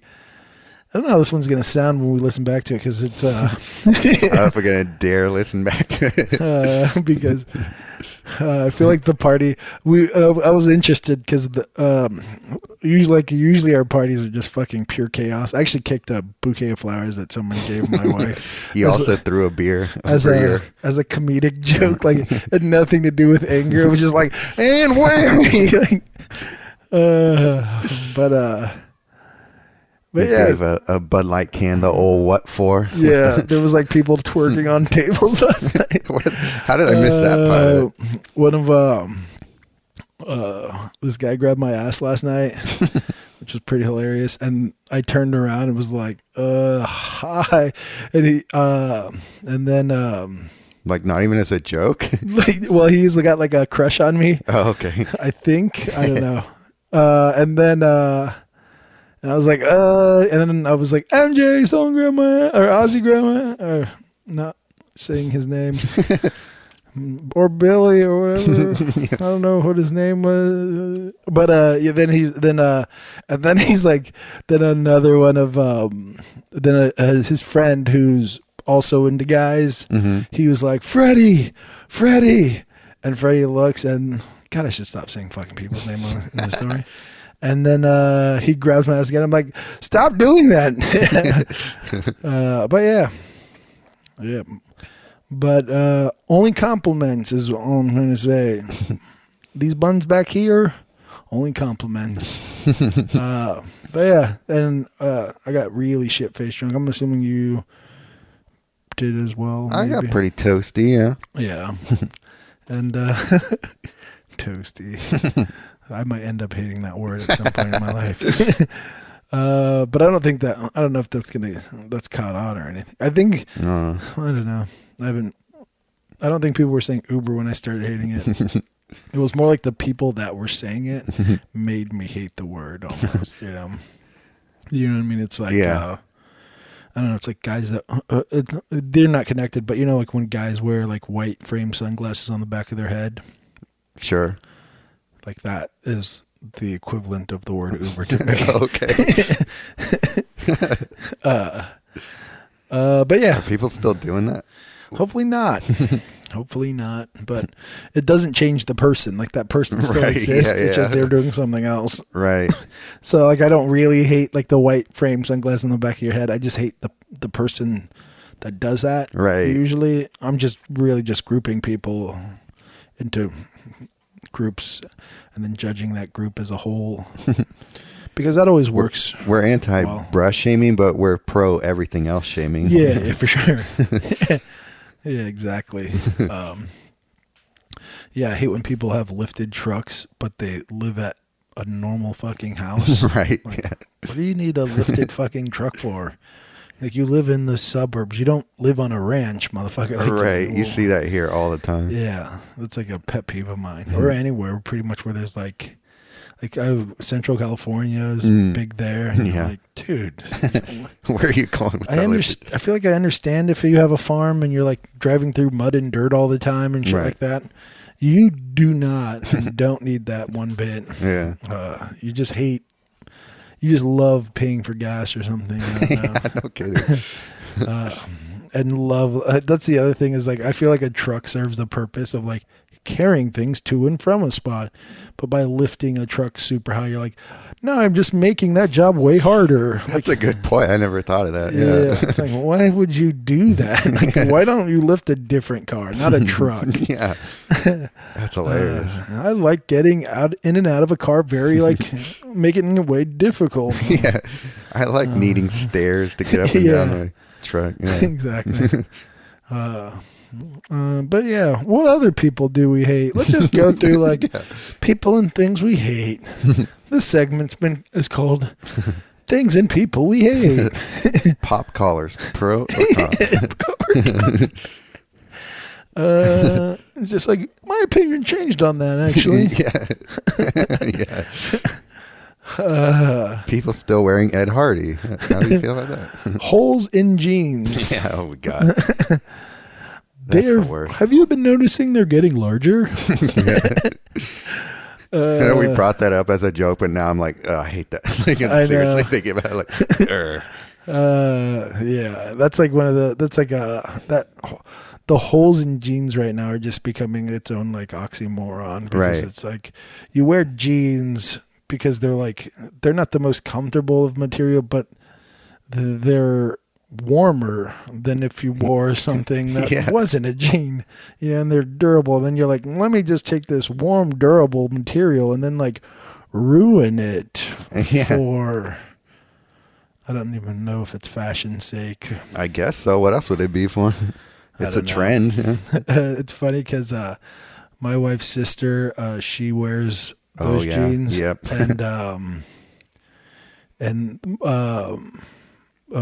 my mother-in-law, she's a caretaker of elderly women, and whenever she sees my sister-in-law, she's like, "Oh, poor thing." The old lady, she's like 90 something. She's like, "Oh, poor thing. What's wrong with your pants? You can't buy a brand new pair of pants." Like totally just fucking with her. Yeah. No, like she literally. Oh, she actually thinks. Oh, that's hilarious. That's even funnier. And then they're like, "Oh no, it's the fashion." And the lady's like, "It's a what?" It's a, huh? That's a fashion. And she's like, "Oh no." It's so funny. I love it. I love how she just because she's also got like memory issues, the older, right? So she'll just forget. So the very next time she's just like, "Oh no, what's wrong with you?" Like every single time. It's hilarious. Sometimes multiple times in one night. It's great. It's great because she's saying what everyone's thinking. Am I right, guys? Right. Yeah, I almost wish that she was just doing it to be a sarcastic, like. That would be funny. But I like it. I like it. The authentic reaction is like, no, I love that. "Oh no, you're poor." But it's like the holes are so obvious. Like nowadays, the holes are so obvious. Like they're not even where the kneecap is. Right. Like that was like a thing. They're like way up the thigh and stuff. Yeah. It's just like, look at my thigh. Yeah. It's like, why? Like the hole in the kneecap is because your knees get worn out when you wear jeans because you're giving men tools to work on cars. Really got myself out of that one. But yeah, like that was like the thing. I feel like that was like the okay is like your knee. Like I've had jeans and the knees wear out. I usually throw them away. Some people are like, nope, that's how I roll. Right. And but yeah, the holes on the thighs. You're like, how would you get that? And it's not even. It doesn't look like it's like a rip. It looks like it's been worn down. Like the edges are frayed and stuff. It's like, it's like, how would you possibly wear that down? From doing like the electric worm too much or something? I don't fucking know what it would take to wear that part down of your pants. I don't know. Fucking, this is very random. I feel like this whole podcast has been very random. I apologize, guys. I clear coat I use clear gel setup. Get my panels. When painting eyeballs, I enjoy the highlights. And we had like 2 minutes to say about our art at the moment, so we had to do something to fill up time. It's like hasn't changed because we're trying. I mean, I don't know. I enjoy these podcasts, just me and you, Sergio, so I can look you deep in your eyes and think about nuclear bombs and just imagine maybe one day you'll be the guy grabbing my ass. But a man can dream. You know what I mean? Like, and I don't know how much the listener gets out of it, but if they don't get anything, they can just fuck off. I don't know if we should have ended it there. I didn't plan that. Take two. I actually didn't plan that being the ending. I just wanted to say that, and Okay. and I figured I should whatever use the same cadence as if I was ending the podcast. Well, I guess we should like promote the things that we're gonna Oh be yeah, doing. next Saturday, everyone. Yeah. Wonderland SF. If you're in the Bay Area, I'm going to be there. Yeah. With me and my wife MJ. We're in a 4-person show or 5-person show. I think we had to add one more because we pay slow. Yeah. It happens. Yeah. But yeah, we were talking about, I think it was before the podcast, about how those are some of the few like actually fun parties that are our opening receptions. Yeah, because I really enjoy just pure chaos. Like our parties, I feel like are always like that. Like it's always like chaotic. Yeah. And I don't enjoy going to a party if it's like adulty, like adult like. I'd much rather go to like a dinner or something. Yeah. Or whatever. Like I can be an adult in that arena. Game night, some like board night. I feel like an adult, but I enjoy it. Yeah. But a party, I really want it to be like pure chaos. like if something wild happens, I'm not gonna be like shocked or something. It's like that's what's going on today. Yeah, exactly. And Wonderland very much is like that. For like art shows for me. It's like pure chaos. There's crazy shit that goes down. It's not like Sergio abstract painting where it feels like an orgy. It is an orgy. I'm just kidding. But I'm just happy you made it about me at the end. Yeah. I'm not finished yet, Sergio. But yeah, Saturday, Wonderland. I don't know exactly when the show starts. So get there Probably at some like point. 6 or 7. Yeah, probably 6 or 7. If it's not at 7, you can go there still. It just won't be like there won't be like free wine or something, and there won't, it'll be a little slower. So if you want to like really get a look at the art, usually come early to a show. Yeah. That's a good advice for any show, really. Yeah, unless it's like one of those like super crazy ones, and then maybe go on a different day. Yeah. But yeah, and then looking at you, spoke art. How dare you? But yeah, I'll be there. MJ will be there.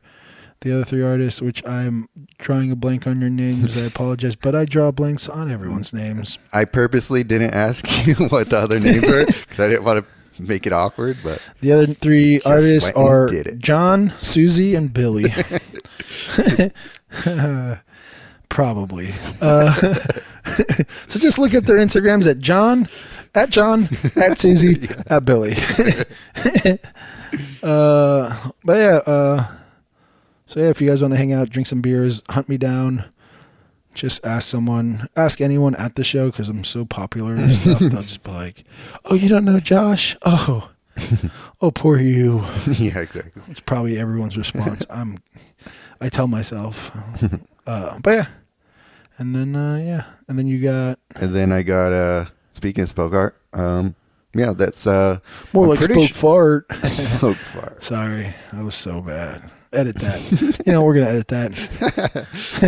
Edit it just so that I say plug your ears right now, so you don't have to edit it. Yeah, exactly. Insert your voice. Please plug your ears now. Josh makes an off-color remark at this moment. That was not a good joke and will not land with anyone. We, on a side note though, we did say we were going to fucking try to do 3 fart jokes per podcast. So you're welcome. I don't know if you remember that. Yeah, I do remember that. So, there's been a couple other fart jokes, and I feel like all of that pressure's been on me to deliver the 3 fart jokes, and I'm just waiting, Sergio. If you could just hold your own weight on the fart jokes. Okay. Step up my fart game.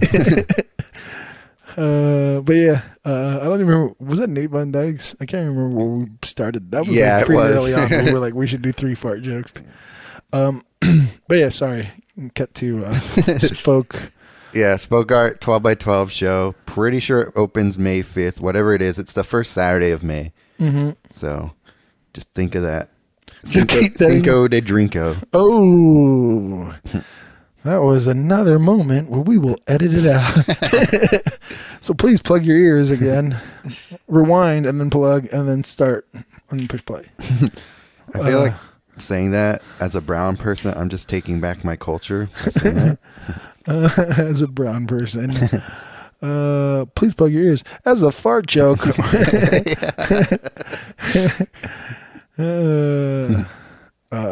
yeah. All right. So yeah, I was also plein air, right? Hotlanta. You didn't even say anything about that shit. Oh yeah, yeah, yeah. Olmsted Plein Air Invitational. Pretty much the only reason I don't promote those that much because they actually have tickets that you have to buy to go see the show. Oh yeah, so. How dare you? How dare you promote something like that? Yeah, it's too highfalutin. Sorry guys. Once again, while we're promoting our stuff, if you would like to just plug your ears during this entire part, I wouldn't blame any of you. That's cool. So how much are the tickets? They're like 100, 150 Holy bucks. shit. Yeah. To do what? What do you get from that? A dinner. I mean, they're not really worth What it. kind They're of more like for how much fundraising lobster? purposes. How much lobster is in the dinner? Like 4 tails or like 5? It's usually just like I've been to some of these events like that where they do high ticket things and they only serve hors d'oeuvres. So Like how many lobster hors d'oeuvres do you get? I mean, it's unlimited. It's like it's like Red Lobster, the unlimited. Oh, well then that's a good bargain. You guys get unlimited lobster Yeah. at this plein air event. Just a heads up, guys. So if you guys are if you're on the fence, just know if you can eat $100 worth of lobster, you should go to that spot. Yeah, exactly. Actually, if you eat $100 worth of lobster, you shouldn't go. If you could eat $200 worth of lobster, Yeah, now you're getting your money's worth. Well, yeah, no, that's weird. What the fuck? $100? Now I got so many questions. I don't even want to end the podcast. I just want to be like, what the fuck is going on? How much? It's the fundraising part of it, fundraising? like from the donors who support the events. It's just another way for them to get some more money out of it. Like for the event? Yeah. Oh, because it's like you guys are like paralyzed or something. Yeah, exactly. You guys are fundraising for this like charity. What's the charity called again? Starving artists. Starving artists. Like, oh, it's fundraising for the the event. Like, oh, are there like a bunch of like African kids there that are like pot-bellied up from like starvation? Like, no, just like. I actually probably should know what the fundraising thing is for. Oh, is it like for something? I was It might just be giving you shit. No, I think. Now I feel like shit. Oh no, I actually I'm not sure if it is, but like I should probably know for for my own sake. Yeah. Hopefully it's not like Hitler Youth or something. You've been doing this for years, and you just look into it, and it's like, oh, right, exactly. Yeah. Well, it is Nazi. Atlanta, so it might be some weird Confederate shit. It's a little neo-Nazi camp they got going on over here. They're trying to put those statues back up. That's hilarious. I'm like, fuck, what did I sign up for? It's a part of our history, Sergio. It's part of history. Can't forget history, bro. Yeah. It's like it's going in a museum. They're like, You know where Well, most art goes. what's a museum? Is probably their response. I feel like I'm talking shit about people I don't even know. You just made up a scenario that they're all racist.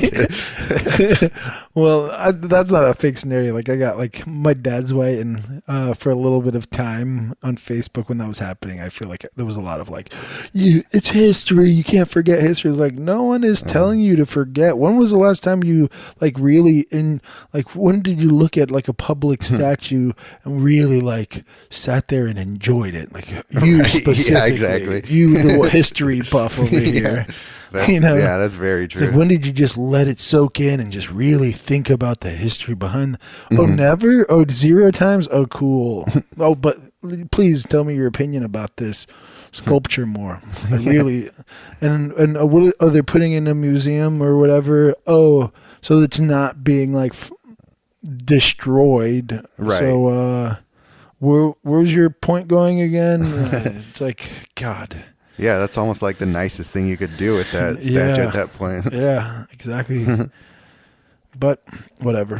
I don't know if anyone's annoyed by that last little bit, but Probably a lot of people So- agree. Yeah, I was gonna try to insert a fart joke there, but Oh. but you threw off my timing and ruined my fart joke, so no big deal. Whatever, I don't care. I think you should just fart at this point. Yeah. All right, guys. Well, this is our episode. We apologize for everything we just did to your ears. But yeah, I'm really curious to see what the numbers are going to be on this episode. 0 listeners. It's just I could see, like, in iTunes, it'll tell you, like, how long people listen to an episode. So I'm just going to see how quickly they drop off. I give it 5 minutes. Yeah. Like total, like of all the listeners added up, like when they stop listening, Right. that total amount total, will be 5 minutes. Yeah. It's probably a bad time to tell people to rate and review us on iTunes, dude. I know, we forget that all the time. It really helps us, guys, if you rate and review us, unless you're not going to give us 5 stars. In that case, stop listening, please, and we hate you. We only take compliments. Any negative criticism, we pretend never happened, because we are, as it says in the good book, what is the book called again? The Art Spirit. The Art Spirit. It says, "Thou'th artist iseth a lifestyle in which no one is of wrongeth doing." Bro. So stayeth woketh. Yeah. All right. Well, this is right. our fucking episode. We're trying hard not to end it at the same time trying to end it.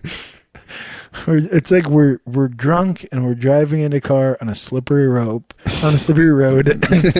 and Or a rope. That works. or a rope. Yeah, we'll make it one step farther, and we're kind of like, should we do this? Should we keep going, or and drive straight into that wall, or Yeah. should we stop and survive? So Hit the brakes. all right, guys. All right. This has been Waiting to Dry. If you're still listening, what are you doing to yourself? Like, yeah, if you're still listening, we respect you. All right, bye. All right.